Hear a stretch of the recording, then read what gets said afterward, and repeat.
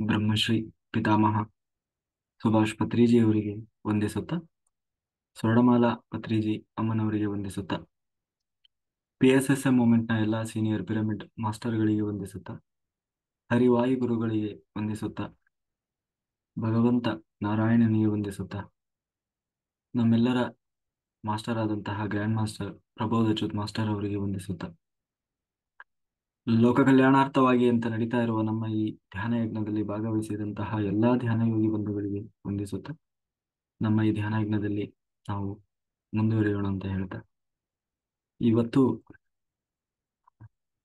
ನಾವು ಭಗವಂತನ ಪ್ರೇರಣೆಯಂತೆ, ಶ್ರೀಕೃಷ್ಣನ ಪ್ರೇರಣೆಯಂತೆ, ತೇನ ವಿನ ತೃಣಾನುಪಿನಾನ ಚಲತೆ ಅಂತ, ಅಂದ್ರೆ ಭಗವಂತನ ಸಂಕಲ್ಪ ಇಲ್ಲದೆ, ಭಗವಂತನ ಇಚ್ಛೆ ಇಲ್ಲದೆ ಈ ಭೂಮಿ ಮೇಲೆ ಒಂದು ಹುಲ್ಲು ಗಳಿಕೆ ಕೂಡ ಅಲ್ಲಾಡೋದಿಲ್ಲ ಅಂತ. ಹಾಗೆ ಇವತ್ತು ಈ ಒಂದು ಜ್ಞಾನ ಯಜ್ಞ, ಭಗವದ್ಗೀತಾ ಜ್ಞಾನ ಯಜ್ಞ ನಡೀತಾ ಇದೆ ಅಂತಂದ್ರೆ ಇದು ನಾವು ಡಿಸೈಡ್ ಮಾಡಿದ್ದಲ್ಲ, ಕೃಷ್ಣನ ಪ್ರೇರಣೆಯಂತೆ ನಡೀತಾ ಇರುವಂತಹ ಒಂದು ಜ್ಞಾನ ಯಜ್ಞ. ಹಾಗಾಗಿ ಈ ಒಂದು ಜ್ಞಾನ ಯಜ್ಞಕ್ಕೆ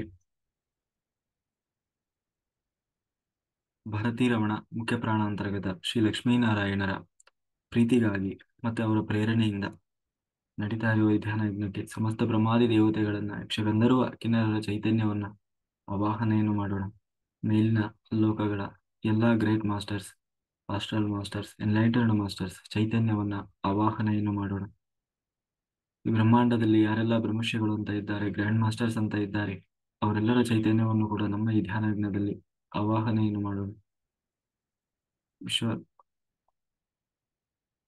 ಸಪ್ತರ್ಷಿಗಳನ್ನ, ಸಪ್ತರ್ಷಿ ಪತ್ನಿಯರನ್ನ, ತ್ರಿಮೂರ್ತಿಗಳನ್ನ, ತ್ರಿಶಕ್ತಿಯರನ್ನ ಈ ಧ್ಯಾನ ಯಜ್ಞದಲ್ಲಿ ಆವಾಹನೆಯನ್ನು ಮಾಡೋಣ. ಲೋಕ ಕಲ್ಯಾಣಾರ್ಥವಾಗಿ ಅಂತ ಹೇಳಿ ಯಾರೆಲ್ಲ ತಪಸ್ಸು ಮಾಡ್ತಾ ಇದ್ದಾರೆ, ಧ್ಯಾನ ಮಾಡ್ತಾ ಇದ್ದಾರೆ, ಯೋಗಿಗಳು, ಸಿದ್ಧಪುರುಷರು, ಋಷಿಮುನಿಗಳು, ಹಿಮಾಲಯದ ಯೋಗಿಗಳು, ಅವರೆಲ್ಲರ ಚೈತನ್ಯವನ್ನು ಕೂಡ ನಮ್ಮ ಈ ಧ್ಯಾನ ಯಜ್ಞದಲ್ಲಿ ಆವಾಹನೆಯನ್ನು ಮಾಡೋಣ. ನಮ್ಮೆಲ್ಲರ ಪೂರ್ಣಾತ್ಮನನ್ನ ಆವಾಹನೆಯನ್ನು ಮಾಡೋಣ. ವಿಶ್ವರೂಪಿಯಾದ ಪರಬ್ರಹ್ಮ ಸ್ವರೂಪಿಯಾದ ಭಗವಂತನನ್ನ, ಶ್ರೀಕೃಷ್ಣ ಪರಮಾತ್ಮನನ್ನ ನಮ್ಮ ಈ ಧ್ಯಾನ ಯಜ್ಞದಲ್ಲಿ ಆವಾಹನೆಯನ್ನು ಮಾಡುತ್ತಾ, ನಮ್ಮೊಳಗೆ ಎಲ್ಲಾ ಮಾಸ್ಟರ್ಸ್ ಒಳಗಡೆ ಕೂತು ಪ್ರೇರಣೆ ಮಾಡಿ ಈ ಒಂದು ಜ್ಞಾನ ಯಜ್ಞವನ್ನ ಯಾವುದೇ ರೀತಿಯ ತೊಂದರೆಯೂ ಬಾರದೆ ಸುಸೂತ್ರವಾಗಿ ಆರಂಭದಿಂದ ಕೊನೆಯವರೆಗೂ ಕೂಡ ಅತ್ಯಂತ ಸರಳವಾಗಿ, ಸುಲಭವಾಗಿ, ಸಾಮಾನ್ಯರಲ್ಲಿ ಸಾಮಾನ್ಯರಿಗೂ ಕೂಡ ಅರ್ಥ ಆಗುವಂತೆ ಆ ಮೂಡಿ ಬರಲಿ ಅಂತ ಹೇಳ್ತಾ, ಇಲ್ಲಿ ಕೇವಲ ನಾವು ಒಂದು ನೆಪ ಮಾತ್ರಕ್ಕಾಗಿ, ಒಂದು ಮಾಧ್ಯಮವಾಗಿ ಎಲ್ಲವನ್ನು ಕೂಡ ನಮ್ಮೊಳಗೆ ಕೂತು ಆ ಭಗವಂತ ಮಾಡಿಸಲಿ, ಎಲ್ಲ ಮಾಸ್ಟರ್ಸ್ ಮಾಡಿಸಲಿ, ಪತ್ರಿಜಿಯವರು ಮಾಡಿಸಲಿ ಅಂತ ಹೇಳಿ ನಾವೆಲ್ಲ ಪ್ರಾರ್ಥನೆಯನ್ನು ಮಾಡ್ತಾ ಈ ಒಂದು ಜ್ಞಾನ ಯಜ್ಞದಲ್ಲಿ ಆ ನಾವು ಶುರು ಮಾಡೋಣ ಅಂತ ಹೇಳ್ತಾ, ಇವತ್ತು ಮಾಸ್ಟರ್ಸ್ ಎಲ್ಲರೂ ವಿಡಿಯೋ ಆನ್ ಮಾಡ್ಕೊಳ್ರಿ. ಯಾಕೆಂದ್ರೆ ನಮಗೂ ಕೂಡ ಒಂದು ಮೋಟಿವೇಶನ್ ಇರುತ್ತೆ. Okay, very good. ಹಾಗೆ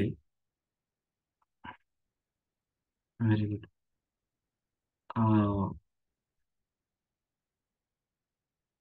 ಭಗವದ್ಗೀತಾ ಜ್ಞಾನ ಯಜ್ಞ ನಾವು ಈಗಾಗಲೇ ಹಿಂದೆ ಆ ತಿಳ್ಕೊಂಡ ಹಾಗೆ ನಮ್ಮಲ್ಲಿ ಸಾವಿರಾರು ಲಕ್ಷಾಂತರ ಪ್ರಶ್ನೆಗಳಿದ್ದಾವೆ. ಅದಕ್ಕೆ ಬೇಕಾದಷ್ಟು ಜನ ನಮಗೆ ಉತ್ತರ ಕೊಡುವವರು ಕೂಡ ಇದ್ದಾರೆ. ಆದರೆ ಅದರಲ್ಲಿ ಎಲ್ಲಾ ಉತ್ತರದಲ್ಲೂ ಏನಾದರೂ ಒಂದು ಗೊಂದಲ ಅನ್ನೋದು ಇದ್ದೇ ಇರ್ತದೆ. ಯಾಕೆಂದ್ರೆ ಅವರವರದೇ ಆದ ವಾದದಲ್ಲಿ ಅವರು ಮಂಡನೆ ಮಾಡಿರ್ತಾರೆ. ಆದರೆ ವಿಶ್ವರೂಪಿಯಾದ ಇಡೀ ಬ್ರಹ್ಮಾಂಡವನ್ನ ಸಾಗಿ ಸಲ್ಲುತ್ತಾ ಇರುವಂತ ಎಲ್ಲರ ಮೂಲವಾದಂತಹ ಭಗವಂತನ ನಾಲಿಗೆಯಿಂದಲೇ ಬಂದಂತಹ ಉತ್ತರಗಳನ್ನ ಕೇಳಿದರೆ ಅಲ್ಲಿ ನಮಗೆ ಯಾವುದೇ ಗೊಂದಲ ಇರಲಿಕ್ಕಿಲ್ಲ ಅದರಲ್ಲಿ. ಹಾಗಾಗಿ ಅದು ಭಗವದ್ಗೀತೆ. ಭಗವದ್ಗೀತೆ ಅಂತಂದ್ರೆ ಕೃಷ್ಣನ ನಾಲಿಗೆಯಿಂದ ಬಂದಂತಹ ಪದಗಳು. ಒಂದೊಂದು ಪದವೂ ಕೂಡ ಸುಮ್ಮನೆ ಯಾರೋ ಬರೆದಿಟ್ಟಿದ್ದು ನಾವು ಓದ್ತಾ ಇರೋದಲ್ಲ, ಕೃಷ್ಣನ ನಾಲಿಗೆಯಿಂದಲೇ ಹರಿದು ಬಂದಂತಹ ಜ್ಞಾನಾಮೃತ, ಅದು ಹರಿಕಥಾಮೃತ ಸಾರ. ಅಂತಹ ಇನ್ನೂ ಒಂದು ರೀತಿಯಲ್ಲಿ ಹೇಳೋದಾದ್ರೆ ಸಮಸ್ತ ಶಾಸ್ತ್ರ, ಉಪನಿಷತ್ತು, ವೇದೋಪನಿಷತ್ತುಗಳ ಸಾರವೇ ಭಗವದ್ಗೀತೆ. ಈ 18 ಮಹಾಭಾರತದಲ್ಲಿ 18 ಪರ್ವಗಳು ಬರ್ತದೆ. 18 ಅನ್ನುವುದು ಜಯದ ಸಂಕೇತ. 18 ಪರ್ವಗಳು ಬರ್ತದೆ. 18 ಪರ್ವದಲ್ಲಿ ಭೀಷ್ಮ ಪರ್ವವು ಕೂಡ ಒಂದು. ಆ ಭೀಷ್ಮ ಪರ್ವದ ಒಳಗೆ ಬರುವಂತದ್ದು ಭಗವದ್ಗೀತೆ. ಅದು ಯಾವಾಗ ಕುರುಕ್ಷೇತ್ರ ಮಹಾಯುದ್ಧದ ಯುದ್ಧ ಸಂದರ್ಭದಲ್ಲಿ ಕೃಷ್ಣ ಅರ್ಜುನನಿಗೆ ಉಪದೇಶವನ್ನು ಮಾಡ್ತಾನೆ. ಅದೇ ನಮ್ಮ ಮುಂದೆ ಇರುವಂತಹ ಭಗವದ್ಗೀತೆ. ಭಗವದ್ಗೀತೆ ಅಂದ್ರೆ ಪ್ರತ್ಯೇಕವಾಗಿ ಇರುವಂತಹ ಒಂದು ಗ್ರಂಥ ಅಲ್ಲ, ಮಹಾಭಾರತದ ಒಂದು ಭೀಷ್ಮ ಪರ್ವ ಅನ್ನುವ ಒಂದು ಪರ್ವದ ಒಳಗೆ ಬರುವಂತಹ ಒಂದು ಭಾಗ ಆಯ್ತಾ. ಅದೇ ಭಗವದ್ಗೀತೆ. ಅದರಲ್ಲಿ ಹದಿನೆಂಟು ಪರ್ವವನ್ನು ಹೊಂದಿದಂತಹ ಮಹಾಭಾರತದಲ್ಲಿ 18 ಅಧ್ಯಾಯಗಳನ್ನು ಹೊಂದಿದಂತಹ ಆ ಭಗವದ್ಗೀತೆ. ಅದರಲ್ಲಿ ವಾಸ್ತವವಾಗಿ 18 ಅಧ್ಯಾಯದಲ್ಲಿ 2ನೇ ಅಧ್ಯಾಯದಿಂದ ಕೃಷ್ಣನ ಉಪದೇಶ ಶುರುವಾಗ್ತದೆ, ಕೃಷ್ಣನ ಪ್ರವೇಶ ಆಗ್ತದೆ. ಆದರೆ ಮೊದಲನೇ ಅಧ್ಯಾಯದಲ್ಲಿ ಸಂಪೂರ್ಣವಾಗಿ ನಾವು ವಿಷಾದ ಯೋಗ, ಅರ್ಜುನ ವಿಷಾದ ಯೋಗ, ಅಥವಾ ಆ ಅದರಲ್ಲಿ ಅರ್ಜುನ ಮಾತ್ರ ಅಲ್ಲ, ದುರ್ಯೋಧನನ ವಿಷಾದವೂ ಕೂಡ ಬರ್ತದೆ. ಒಟ್ಟಿನಲ್ಲಿ ಅದನ್ನು ವಿಷಾದ ಯೋಗ ಅಂತ ಹೇಳಿ ಕರಿತೀವಿ. ಈ ಒಂದು ಭಗವದ್ಗೀತಾ ಪ್ರತಿಯೊಬ್ಬರೂ ಕೂಡ ತಿಳಿದುಕೊಳ್ಳಬೇಕು. ಎಲ್ಲದಕ್ಕಿಂತ ಹೆಚ್ಚಾಗಿ ಇವತ್ತು ವಿದೇಶಿಗರು ಯಾರೆಲ್ಲ ಆಧ್ಯಾತ್ಮಿಕವಾಗಿ ಪ್ರವೇಶ ಮಾಡ್ತಾರೆ, ಅವರು ಬಹಳ ವಿಶ್ವಾಸವಿಟ್ಟು ಓದೋದು ಮತ್ತು ತಿಳ್ಕೊಳ್ಳುವಂಥದ್ದು ಮೊದಲ ಗ್ರಂಥ ಯಾವುದು ಅಂತಂದ್ರೆ ಭಗವದ್ಗೀತೆ. ಹಾಗೆ ನಾವು ಪ್ರತಿಯೊಬ್ಬರೂ ಕೂಡ ತಿಳಿದುಕೊಳ್ಳಲೇಬೇಕು. ನಮ್ಮ ಸಾವಿರಾರು ಲಕ್ಷಾಂತರ ಪ್ರಶ್ನೆಗಳಿಗೆ ಅದರಲ್ಲಿ ಭಗವಂತನ ಉತ್ತರ ಇದೆ. ಯಾರಿಗೆಲ್ಲ ಕೃಷ್ಣನ ಜೊತೆಗೆ ಮಾತನಾಡಬೇಕು, ಕೃಷ್ಣನ ಜೊತೆಗೆ ಆ ಸಂವಹನ ಮಾಡಬೇಕು ಅನ್ನುವ ಆಸೆ ಇದೆ, ಆಸಕ್ತಿ ಇದೆ, ಅವರೆಲ್ಲರಿಗೂ ಕೂಡ ಕೃಷ್ಣ ಆ ಮಾತನಾಡುವುದು ಭಗವದ್ಗೀತೆಯಲ್ಲಿ. ಅದರಲ್ಲೂ ಯಾರು ಭಗವದ್ಗೀತೆಯನ್ನ ಹೇಳುತ್ತಾರೆ, ಕೃಷ್ಣನೇ ಹೇಳ್ತಾನೆ ಮುಂದೆ, ನನಗೆ ಅತ್ಯಂತ ಪರಮ ಪ್ರಿಯನಾದವನು ಯಾರು ಅಂತಂದ್ರೆ ಯಾರು ಭಗವದ್ಗೀತೆಯನ್ನು ಅಧ್ಯಯನ ಮಾಡ್ತಾನೆ, ಯಾರು ಭಗವದ್ಗೀತೆಯನ್ನು ಹೇಳ್ತಾನೆ, ಅವನಷ್ಟು ಪರಮ ಪ್ರಿಯನಾದವನು ನನಗೆ ಇನ್ನೊಬ್ಬನಿಲ್ಲ. ಅಷ್ಟೇ ಅಲ್ಲ, ಕೇಳುವವರು ಕೂಡ ಯಾರೆಲ್ಲ ಕೇಳ್ತಾರೆ ಈ ಗೀತೆಯನ್ನು ಶ್ರದ್ಧೆಯಿಂದ ಕೇಳ್ತಾನೆ, ಅವರಷ್ಟು ಪರಮ ಪ್ರಿಯ. ಬರೀ ಕೇಳೋದು ಮಾತ್ರ ಅಲ್ಲ, ಅದನ್ನ ಅವನ ಜೀವನದಲ್ಲಿ ಅಳವಡಿಸಿಕೊಳ್ಬೇಕು. ಈಗ ನಮಗೆ ಗುರುಗಳು ಅಂತಂದ್ರೆ ಭಕ್ತಿ ಇರ್ತದೆ, ಹೌದು, ಆಯ್ತಾ. ಆದ್ರೆ ಗುರುಗಳು ಹೇಳಿದ ಹಾಗೆ ನಡ್ಕೊಂಡ್ರೆ ಗುರುಗಳಿಗೂ ನಮ್ಮ ಮೇಲೆ ವಿಶ್ವಾಸ ಇರ್ತದೆ. ಭಕ್ತಿ ಏನೋ ಹೊರಗಡೆಯಿಂದ ಭಕ್ತಿ ಇದೆ, ಆದ್ರೆ ಯಾವುದನ್ನು ಗುರುಗಳು ಹೇಳ್ದಂಗೆ ಮಾಡಲ್ಲ. ಓದಲ್ಲ, ಬರೆಯೋಲ್ಲ, ಕಂಡಲ್ಲಿ ನಮಸ್ಕಾರ ಮಾಡ್ತಾನೆ. ಅವ್ರು ಹೇಳಿದ್ದು ಒಂದಿನ ಹೋಮ್ವರ್ಕ್ ಮಾಡಲ್ಲ, ಆಯ್ತಾ, ಏನೇನು ಓದಂಗಿಲ್ಲ, ಬರೆಯಂಗಿಲ್ಲ. ಹೀಗಿದ್ರೆ ಗುರುಗಳು ಏನ್ ಮಾಡ್ತಾರೆ? ಪಾಪ ಒಳ್ಳೆ ಹುಡುಗ ಏನೋ ಇದ್ದಾನೆ, ಆದ್ರೆ ಏನ್ ಮಾಡೋದು, ಶ್ರದ್ಧೆ ಇಲ್ಲ, ಓದಲ್ಲ, ಬರೆಯೋಲ್ಲ. ಅಂದ್ರೆ ಅವನ ಮೇಲೆ ಕೂಡ ಅಷ್ಟೊಂದು ಅವನಿಗೆ ಪ್ರೀತಿ ಬರಲ್ಲ. ಹಾಗೆ ನಮ್ಮ ಕತೆ ಆಗ್ಬಾರ್ದು. ಬರೀ ಪೂಜೆ ಪುನಸ್ಕಾರ ಅಡ್ಡು ಬೀಳೋದು ಒಂದೇ ನಮ್ಮ ಕರ್ತವ್ಯ ಆಗಬಾರ್ದು. ನಿಜವಾಗಲೂ ಭಗವಂತನನ್ನ ಮೆಚ್ಚಿಸ್ಬೇಕು ಅಂತಂದ್ರೆ ನಾವು ಹೇಗೆ ಬದುಕಬೇಕು ಅಂತ ಹೇಳಿ ಭಗವಂತ ತಾನು ಕೋಡ್ ಆಫ್ ಕಂಡಕ್ಟ್ ಲೀಸ್ಟ್ ಮಾಡಿ ಕೊಟ್ಟಿದ್ದಾನೆ, ಹೇಳಿಕೊಟ್ಟಿದ್ದಾನೆ. ಹಾಗೆ ಬದುಕಬೇಕು ನಮ್ಮ ಜೀವನದಲ್ಲಿ ಅಳವಡಿಸಿಕೊಂಡು. ಆಗ ಮಾತ್ರ ನಾವು ಭಗವಂತನಿಗೆ ಅತ್ಯಂತ ಪರಮ ಪ್ರಿಯರಾದ ಆಗ್ತೀವಿ ಅನ್ನುವುದರಲ್ಲಿ ಯಾವುದೇ ಸಂಶಯವಿಲ್ಲ. ಇಡೀ ಭಗವದ್ಗೀತೆ, ಆಯ್ತಾ, ಇಡೀ ಭಗವದ್ಗೀತೆ ಸಂಪೂರ್ಣವಾಗಿ ಇಲ್ಲಿ, ಯಾಕಂದ್ರೆ ಇಲ್ಲಿ ಇರೋರು ಎಲ್ಲರೂ ಯೋಗಿಗಳೇ. ಒಬ್ಬರಿಗಿಂತ ಒಬ್ಬರು ಯೋಗಿಗಳು. ಯಾರ್ಯಾರು ಯಾರ್ಯಾವರ ಪೂರ್ಣಾತ್ಮ ಹೇಳಲಿಕ್ಕಾಗಲ್ಲ. ಯಾರೂ ಸಾಮಾನ್ಯರಾದವರಲ್ಲ, ಎಲ್ಲರೂ ಅಸಾಮಾನ್ಯರಾದವರು. ಅಂಥವರೆಲ್ಲ ಸೇರಿ ನಡೆಸ್ತಾ ಇರುವಂತಹ ಈ ಒಂದು ಜ್ಞಾನ ಯಜ್ಞದಲ್ಲಿ ಸಂಪೂರ್ಣವಾಗಿ ಆ ಮುಗಿಯುವಾಗ ಸಂಪೂರ್ಣವಾಗಿ ಮುಗಿಯುವಾಗ ಅದೆಷ್ಟು ಜನರ ಕರ್ಮ, ಅದೆಷ್ಟು ಏನು ರಾಶಿ ರಾಶಿ ಕರ್ಮ ಅದು ಕರಗಿರ್ತದೆ ಅಂತ ಹೇಳಲಿಕ್ಕಾಗಲ್ಲ. ಎಷ್ಟು ಜನರ ಜೀವನ ಬದಲಾಗಿರ್ತದೆ ಅಂತ ಹೇಳಲಿಕ್ಕಾಗಲ್ಲ. ಅದನ್ನ ಕೇವಲ ನಾನು ಎಷ್ಟೇ ಹೇಳಿದ್ರು ಕೂಡ ಒಂದು ರೀತಿ ಭಗವದ್ಗೀತೆಗೆ ನಾನು ಒಂದು ರೀತಿ ಸಣ್ಣತನ ತೋರಿಸಿದ ಹಾಗೆ ಆಗ್ತದೆ. ಹಂಗಾಗ್ತದೆ, ಹಿಂಗಾಗ್ತದೆ ಅಂತ ನಾನು ಅದರ ಫಲಶ್ರುತಿಯನ್ನೇ ಹೇಳಿದ್ರೆ ಏನಪ್ಪ ಇಷ್ಟೇನ ಭಗವದ್ಗೀತೆದು ಕೇಳಿದ್ರೆ ಆಗೋದು ಅಂತ ಹೇಳ್ದಂಗೆ ಆಗ್ಬಿಡುತ್ತೆ. ಹಾಗಾಗಿ ಮಾಸ್ಟರ್ಸ್ ವಾಯ್ಸ್ ಕೇಳಿಸ್ತಾ ಇದೆಯಲ್ಲ? ಓಕೆ. ಆ ಇಲ್ಲಿ ಒಬ್ರಿಗೆ ವಾಯ್ಸು ಅಷ್ಟು ಚೆನ್ನಾಗಿ ಬರ್ತಿಲ್ಲಂತೆ. ಅಲ್ಲಿ ನೆಟ್ವರ್ಕ್ ಸಮಸ್ಯೆ ಇರ್ಬೋದು ಅನ್ಸುತ್ತೆ. ಚೆನ್ನಾಗಿ ಇಲ್ಲಿ ನಾನು ಜೋರೇ ಮಾತಾಡ್ತಾ ಇದ್ದೀನಿ ದಿನಕ್ಕಿಂತ ಸ್ವಲ್ಪ. Thank you. ಹಾಗೆ ಅಂತಹ ಭಗವದ್ಗೀತೆಯನ್ನ ಯಾರೂ ಮಿಸ್ ಮಾಡ್ಕೊಳ್ಬಾರ್ದು. ಯಥಾಶಕ್ತಿ ನನ್ನ ಜ್ಞಾನಕ್ಕೆ ಸೀಮಿತ ಎಷ್ಟು ಆಗ್ತದೋ ಅಷ್ಟು ಸಾಧ್ಯವಾದಷ್ಟು ನಾನು ಅದನ್ನು ಸಂಪೂರ್ಣವಾಗಿ ನಿಮಗೆ ಸಾಮಾನ್ಯರಿಗೂ ಕೂಡ ಅರ್ಥ ಆಗುವ ಹಾಗೆ ಆಡುವ ಭಾಷೆಯಲ್ಲಿ ತಿಳಿಸುವ ಪ್ರಯತ್ನ ಮಾಡ್ತೇನೆ.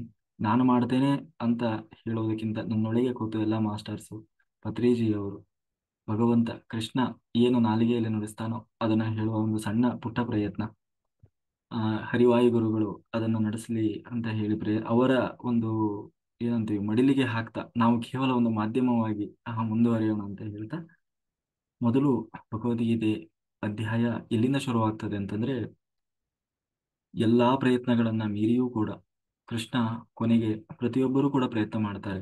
ಯಾವುದೇ ಕಾರಣಕ್ಕೂ ಕುರುಕ್ಷೇತ್ರ ಅನ್ನುವ ಒಂದು ಮಹಾಯುದ್ಧ ನಡೀಬಾರದು, ಜಾಗತಿಕ ಯುದ್ಧ. ನಾವೆಂತ ಏನಂತೀವಿ, ಮಹಾಯುದ್ಧ ಅಂತೀವಲ್ಲ, ವರ್ಲ್ಡ್ ವಾರ್. ಅಂತಹ ಒಂದು ವರ್ಲ್ಡ್ ವಾರ್ ಅವತ್ತಿನ ಕಾಲದಲ್ಲಿ ಬಹಳ ದೊಡ್ಡ ವಿಕೋಪಕ್ಕೆ ಕಾರಣವಾಗ್ತದೆ ಅಂತ ಹೇಳಿ ಪ್ರತಿಯೊಬ್ಬರೂ ಕೂಡ ಪ್ರಯತ್ನ ಮಾಡಿದ್ರು.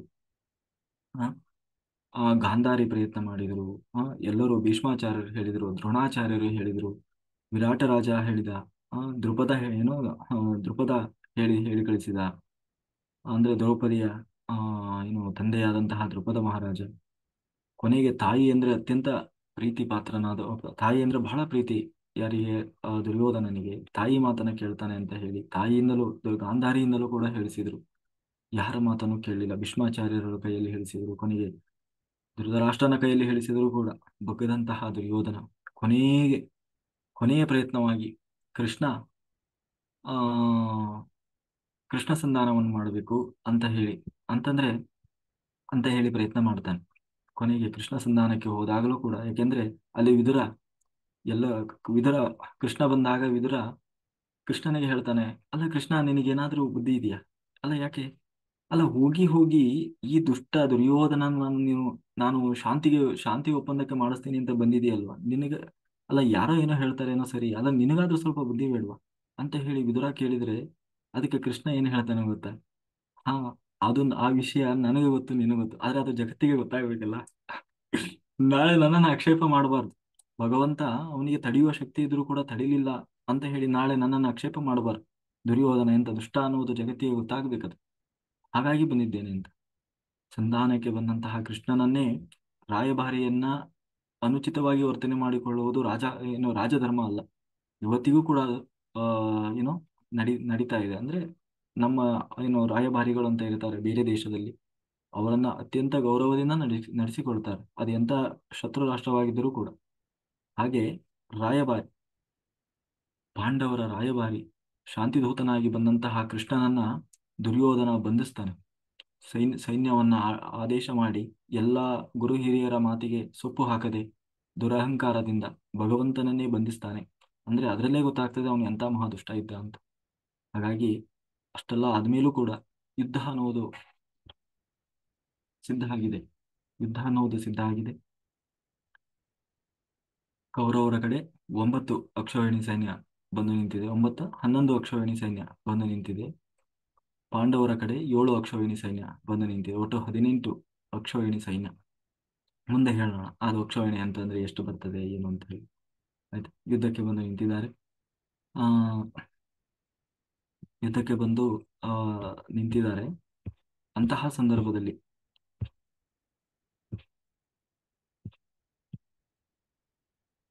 ನಿಮಿಷ.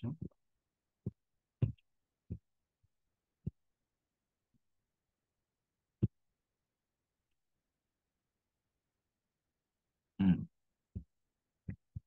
ಯುದ್ಧಕ್ಕೆ ಬಂದು ನಿಂತಿದ್ದಾರೆ. ಯುದ್ಧಕ್ಕೆ ಬಂದು ನಿಂತಹ ಸಂದರ್ಭದಲ್ಲಿ ಎರಡು ಕಡೆ, ಒಂದು ಕಡೆ ಪಾಂಡವರ ಸೈನ್ಯ ಜಮಾವಣೆಗೊಂಡಿದೆ, ಒಂದು ಕಡೆ ಕೌರವರ ಸೈನ್ಯ ಜಮಾವಣೆಗೊಂಡಿದೆ. ಈ ಕಡೆ ಭಗವದ್ಗೀತೆ ಎಲ್ಲಿಂದ ಶುರುವಾಗ್ತದೆ ಅಂತಂದ್ರೆ ಧೃತರಾಷ್ಟ್ರನಿಂದ ಶುರುವಾಗ್ತದೆ. ಧೃತರಾಷ್ಟ್ರನಿಂದಲೇ ಯಾಕೆ ಶುರು ಮಾಡ್ತಾ ಇದ್ದಾರೆ ಅಂತಂದ್ರೆ, ಧೃತರಾಷ್ಟ್ರ ಅಂದ್ರೆ ಎಲ್ಲರಿಗೂ ಗೊತ್ತಿದೆ, ಅವನೊಬ್ಬ ಹುಟ್ಟು ಕುರುಡ.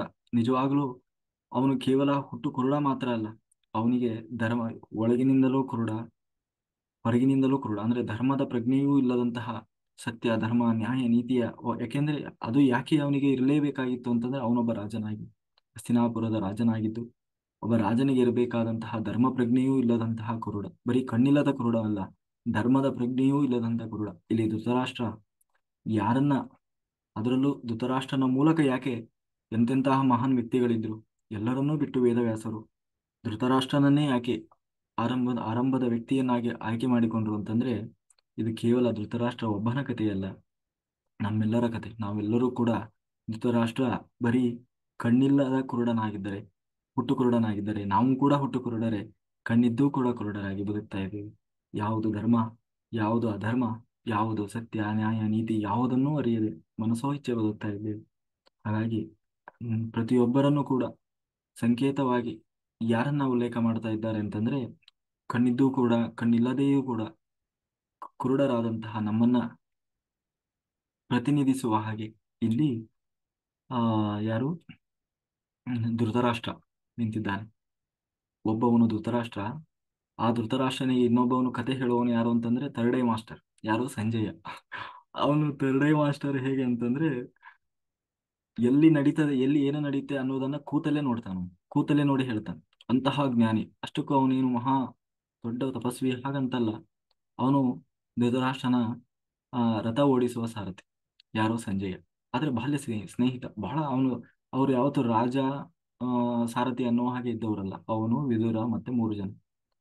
ಧೃತರಾಷ್ಟ್ರ ಎಷ್ಟೇ ನೀನು ದುಷ್ಟಚತುಷ್ಟಯ ಅಂತ ಹೇಳಿ. ದುಷ್ಟಚತುಷ್ಟಯ ಅಂತಂದ್ರೆ ಕರ್ಣ, ದುರ್ಯೋಧನ, ಶಕುನಿ, ಮತ್ತೆ ಇವನು ಯಾರು, ಹ್ಮ್ ದುಶ್ಯಾಸನ. 4 ಜನ ಸೇರಿ ದುಷ್ಟಚತುಷ್ಟಯ. 4 ಜನರ ಕೆಲಸ ಏನು ಅಂತಂದ್ರೆ ಹೆಂಗೆಲ್ಲ ಹಾಳು ಮಾಡ್ಬೋದು ದೇಶನ, ಮನೆತನನ, ಏನೇನೆಲ್ಲ ಇದೆ ಎಲ್ಲ ಮನೆ ಮುರಿಯೋ ಕೆಲಸ ಅಂತೀವಲ್ಲ, ಬರೀ ಇದನ್ನೇ ಯೋಚನೆ ಮಾಡೋದು, ಡಿಸ್ಕಸ್ ಮಾಡೋದು.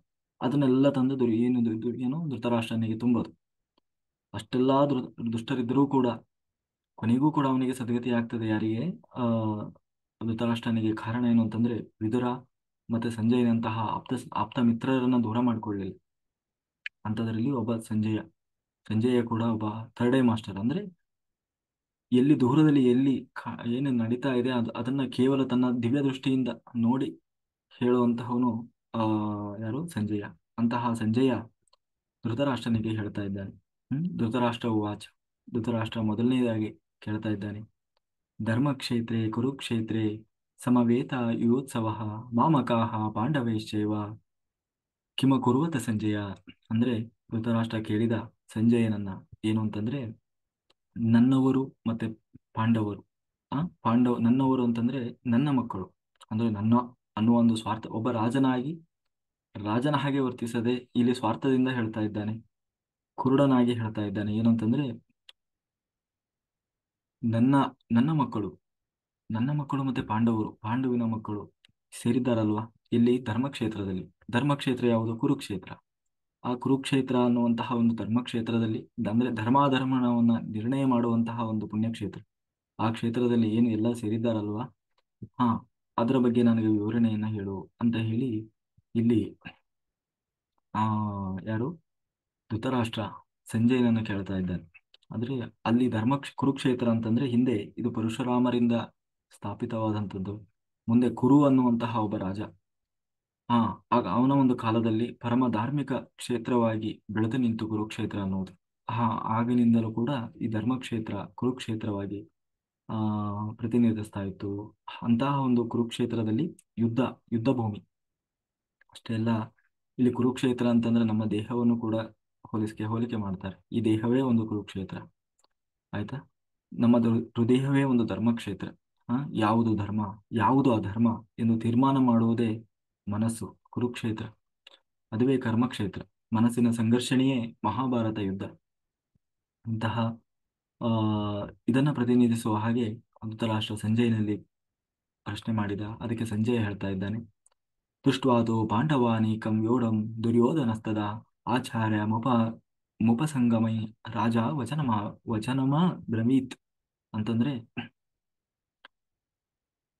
ಆ ಪಾಂಡವರು, ದುರ್ಯೋಧನ ಮತ್ತೆ ಎಲ್ಲರೂ ಸೇರಿದಂತಹ ಆ ಒಂದು ಸೈನ್ಯದಲ್ಲಿ ದುರ್ಯೋಧನ ಆಚಾರ್ಯರ ಬಳಿಗೆ ಹೋಗ್ತಾ ಆಚಾರ್ಯರನ್ನ ಕುರಿತು ಹೀಗೆ ಹೇಳಿದ ಅಂತ ಹೇಳಿ ಹೇಳ್ತಾನೆ.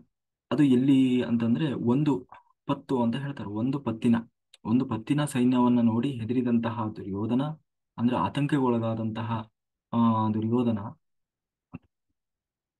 ಆಚಾರ್ಯರ ಬಳಿಗೆ ಹೋಗಿ ತನ್ನ ದುಗುಡವನ್ನ ಹೇಳ್ಕೊಳ್ತಾ ಇದ್ದಾನೆ. ಅದು ಹೊರಟ ಅಂತ ಹೇಳಿ ಹೇಳ್ತಾ ಇದ್ದಾನೆ. ಇಲ್ಲಿ ಒಂದು ಪತ್ತು ಅಂತಂದ್ರೆ ಇಲ್ಲಿ ನಾವು ಅಕ್ಷೋಹಿಣಿ ಸೈನ್ಯ ಅಂತಂದ್ರೆ ಎಷ್ಟು ಅನ್ನೋದರ ಒಂದು ಲೆಕ್ಕಾಚಾರ ಹೇಳ್ತಾರೆ. ಏನು ಅಂದ್ರೆ ಒಂದು ಪತ್ತು ಅಂತಂದ್ರೆ ಒಂದು ಆನೆ. ಒಂದು ಪತ್ತು ಅಂದ್ರೆ ಅದರಲ್ಲಿ ಎಷ್ಟು ಜನ ಇರ್ತಾರೆ ಅಂದ್ರೆ ಒಂದು ಆನೆ, ಒಂದು ರಥ, 3 ಕುದುರೆ, 5 ಕಾಲಾಳು, ಇದು ಎಲ್ಲವನ್ನ ಸೇರಿದ್ರೆ ಇದು ಒಂದು ತುಕಡಿ ಆಗ್ತದೆ. ಇದನ್ನ ಪತ್ತು ಅಂತ ಕರೀತಾರೆ. ಒಂದು ಪತ್ತಿ. ಒಂದು ಆನೆ, ಒಂದು ರಥ, 3 ಕುದುರೆ, 5 ಕಾಲಾಳುಗಳು, ಇಷ್ಟು ಜನರನ್ನ ಸೇರಿದ್ರೆ ಅದು ಒಂದು ಪತ್ತಿ. ಇಂತಹ 3 ಪತ್ತಿಗಳನ್ನ ಸೇರಿದ್ರೆ ಅದನ್ನ ಒಂದು ಸೇನಾಮುಖ ಅಂತ ಕರೀತಾರೆ. ಇಂತಹ 3 ಸೇನಾಮುಖಗಳನ್ನ ಸೇರಿಸಿದರೆ ಅದನ್ನ ಒಂದು ಗುಲ್ಮ ಅಂತ ಕರೀತಾರೆ. 3 ಗುಲ್ಮವನ್ನ ಸೇರಿಸಿದರೆ ಅದನ್ನ ಒಂದು ಗಣ ಅಂತ ಕರೀತಾರೆ. 3 ಗಣವನ್ನ ಸೇರಿಸಿದರೆ ವಾಹಿನಿ ಅಂತ ಕರೀತಾರೆ. 3 ವಾಹಿನಿಯನ್ನ ಸೇರಿಸಿದರೆ ಪ್ರತನ ಅಂತ ಕರೀತಾರೆ. 3 ಪ್ರತನವನ್ನ ಸೇರಿಸಿದರೆ ಚಮು ಅಂತ ಕರೀತಾರೆ. 3 ಚಮುವನ್ನ ಸೇರಿಸಿದರೆ ಅನೀಕಿನಿ ಅಂತ ಕರೀತಾರೆ. 10 ಅನೀಕಿನಿಯನ್ನ ಸೇರಿಸಿದರೆ ಒಂದು ಅಕ್ಷೋಹಿಣಿ ಸೈನ್ಯ ಅಂತ ಕರೀತಾರೆ. ಹಾಗಾದ್ರೆ ಒಟ್ಟಾರೆಯಾಗಿ ಒಂದು ಅಕ್ಷೋಹಿಣಿ ಸೈನ್ಯದಲ್ಲಿ ಎಷ್ಟು ಜನ ಏನೇನು ಇರ್ತದೆ ಅಂತಂದ್ರೆ 21,870 ಆನೆಗಳಿರ್ತವೆ. 21,870 ರಥಗಳಿರ್ತವೆ. 65,610 ಕುದುರೆಗಳಿರ್ತದೆ, 1,09,350 ಕಾಲಾಳುಗಳಿರ್ತಾರೆ. ಒಟ್ಟು ಇಷ್ಟು ಒಂದು ಅಕ್ಷೋಹಿಣಿ ಸೈನ್ಯ, ಇಂತಹ ಏಳೇಳು ಅಕ್ಷೋಹಿಣಿ ಸೈನ್ಯ, 7 ಅಕ್ಷೋಹಿಣಿ ಸೈನ್ಯ, 11 ಅಕ್ಷೋಹಿಣಿ ಸೈನ್ಯ. ಆದ್ರೆ ಇಲ್ಲಿ ಇನ್ನೊಂದು ಗಮನದಲ್ಲಿ ಇಟ್ಕೊಳ್ಬೇಕೇನು ಅಂತಂದ್ರೆ, ಎರಡೂ ಕೂಡ ಒಂದೇ ಸಾರಿ ಇಡೀ ಅಷ್ಟೊಂದು ಸೈನ್ಯ ಒಂದೇ ಸಾರಿ ಯುದ್ಧರಂಗದಲ್ಲಿ ಬಂದಿದ್ದಾರೆ ಅಂತ ಅದರ ಅರ್ಥ ಅಲ್ಲ. ಯಾಕೆಂದ್ರೆ ಈ ಇರಬರ ಸೈನ್ಯನೆಲ್ಲ ಒಂದೇ ಸಾರಿ ಯಾರು ಹೋಗಿ ಯುದ್ಧಕ್ಕೆ ನಿಲ್ಲಿಸಲ್ಲ. ಅಲ್ಲೂ ಎರಡೂ ಕಡೆ ಒಂದು ಅನೀಕದಷ್ಟು ಸೈನ್ಯವನ್ನ ಮಾತ್ರ ನಿಲ್ಲಿಸ್ಕೊಂಡಿದ್ದಾರೆ ಎರಡೂ ಕಡೆ ಯುದ್ಧಕ್ಕಾಗಿ. ಆಯ್ತಾ, ಅಂತಹ ಆ, ಒಂದು ಪಾಂಡವರ ಅನೀಕವನ್ನು ನೋಡಿದಂತಹ ದುರ್ಯೋಧನ ದುಗುಡ ಆ, ಹೆಚ್ಚಾಗಿ ಹಿರಿಯರಾದಂತಹ ದ್ರೋಣಾಚಾರ್ಯರ ಬಳಿ ಹೋಗಿ ನಮಸ್ಕರಿಸಿದ್ದ. ಅವನು ತಾನು ದ್ರೋಣಾಚಾರ್ಯರ ಬಳಿ ಹೋಗಿ ಒಬ್ಬ ಶಿಷ್ಯನ ಹಾಗೆ ವರ್ತನೆ ಮಾಡದೆ, ತಾನು ಒಬ್ಬ ರಾಜ, ನಾನೊಬ್ಬ ರಾಜ ಅನ್ನುವ ಅಹಂಕಾರದಿಂದ ಹೀಗೆ ಅಂದ್ರೆ ಆ ರೀತಿಯ ಒಂದು ಗರ್ವ ದರ್ಪವನ್ನು ತೋರಿಸ್ತಾ ಆ ಆ ಒಂದು ದ್ರೋಣಾಚಾರ್ಯರನ್ನ ಕುರಿತು ತಾನು ಮಾತನಾಡ್ತಾ ಇದ್ದಾನೆ. ಅಂದ್ರೆ ಇಲ್ಲಿ ಏನ್ ತೋರಿಸ್ತದೆ ಅಂತಂದ್ರೆ, ತಾನು ದುರ್ಯೋಧನನ ಅಹಂಕಾರ, ಆಮೇಲೆ ಒಂದು ವಿನಯತೆಯನ್ನು ಕೂಡ ಮೀರಿ, ಮತ್ತೆ ಅವನು ಒಳಗಡೆ ಇದ್ದಂತಹ ನಂಜು, ಆ ನಂಜನ್ನ ಪ್ರತಿನಿಧಿಸ್ತಾ ಇದೆ. ಹೋದಂತಹ ದುರ್ಯೋಧನ ದ್ರೋಣಾಚಾರ್ಯರ ಬಳಿ ಹೋದ. ದ್ರೋಣಾಚಾರ್ಯರಿಗೆ ಹೇಳ್ತಾ ಇದ್ದಾನೆ ಏನಂತಂದ್ರೆ, ಪಶ್ಯೇತಾಂ ಪಾಂಡುಪುತ್ರಾಣಾಂ ಆಚಾರ್ಯ ಮಹತಿಂ ಚಮೋಂ ವ್ಯೂಢಾಂ ದ್ರುಪದ ಪುತ್ರೇಣ ತವ ಶಿಷ್ಯೇಣ ಧೀಮತ. ಅಂತಂದ್ರೆ ನೋಡಿ ನೋಡಿ ದ್ರೋಣಾಚಾರ್ಯರೇ, ನೋಡಿ ಪಾಂಡವರ ಸೈನ್ಯವನ್ನು ನೋಡಿ ಹೇಗೆ ಕಾಣ್ತಾ ಇದೆ. ಆ ದ್ರುಪದ ಪುತ್ರೇಣ ತವ ಶಿಷ್ಯೇಣ ಧೀಮತ, ಅಂದ್ರೆ ನಿಮ್ಮದೇ ಶಿಷ್ಯ ಯಾರು, ದ್ರುಪದನ ಮಗ ದುಷ್ಟದ್ಯುಮ್ನ. ಅವನು ಪಾಂಡವರ ಸೇನಾಧಿಪತಿ. ಕೌರವರ ಸೇನಾಧಿಪತಿ ಯಾರು ಅಂತಂದ್ರೆ ಯಾರು, ಆ ಭೀಷ್ಮಾಚಾರ್ಯರು. ಪಾಂಡವರು ಯಾರನ್ನ ಸೇನಾಧಿಪತಿ ಮಾಡಿದ್ದಾರೆ ಅಂತಂದ್ರೆ ದುಷ್ಟದ್ಯುಮ್ನನನ್ನ ಸೇನಾಧಿಪತಿ ಮಾಡಿದ್ದಾರೆ. ಅಷ್ಟಕ್ಕೂ ಅದರಲ್ಲೂ ಎಲ್ಲರನ್ನ ಬಿಟ್ಟು ದುರ್ಯೋಧನ ಆ ದ್ರೋಣಾಚಾರ್ಯರ ಬಳಿ ದುಷ್ಟದ್ಯುಮ್ನನ್ನೇ ಯಾಕೆ ಹೇಳ್ತಾ ಇದ್ದಾರೆ ಅಂತಂದ್ರೆ ಅದರಲ್ಲಿ ಒಂದು ಲಾಜಿಕ್ ಇದೆ.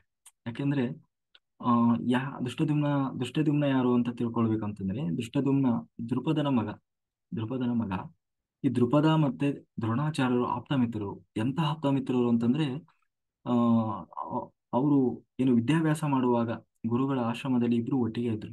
ಎಂತಹ ಸ್ನೇಹಿತರು ಅಂತಂದ್ರೆ, ದ್ರುಪದ ಹೇಳಿದ್ದ, ನೋಡು ನಾಳೆ ನಾನು ಹೆಂಗಿದ್ರು ರಾಜನ ಮಗ, ಮುಂದೆ ನನಗೆ ರಾಜ್ಯ ಸಿಗ್ತದೆ, ರಾಜ್ಯ ಸಿಕ್ಕ ಮೇಲೆ ನನ್ನ ಅರ್ಧ ರಾಜ್ಯವನ್ನೇ ನಿನಗೆ ಕೊಟ್ಟು ಬಿಡ್ತೇನೆ, ನಿನಗಿಂತ ದೊಡ್ಡದು ಯಾವುದೂ ಇಲ್ಲ ಅಂತ ಎಲ್ಲ ಹೇಳಿರ್ತಾನೆ. ಅಂದ್ರೆ ಅಷ್ಟು ಆಪ್ತ ಮಿತ್ರ ಯಾರು, ದ್ರುಪದ.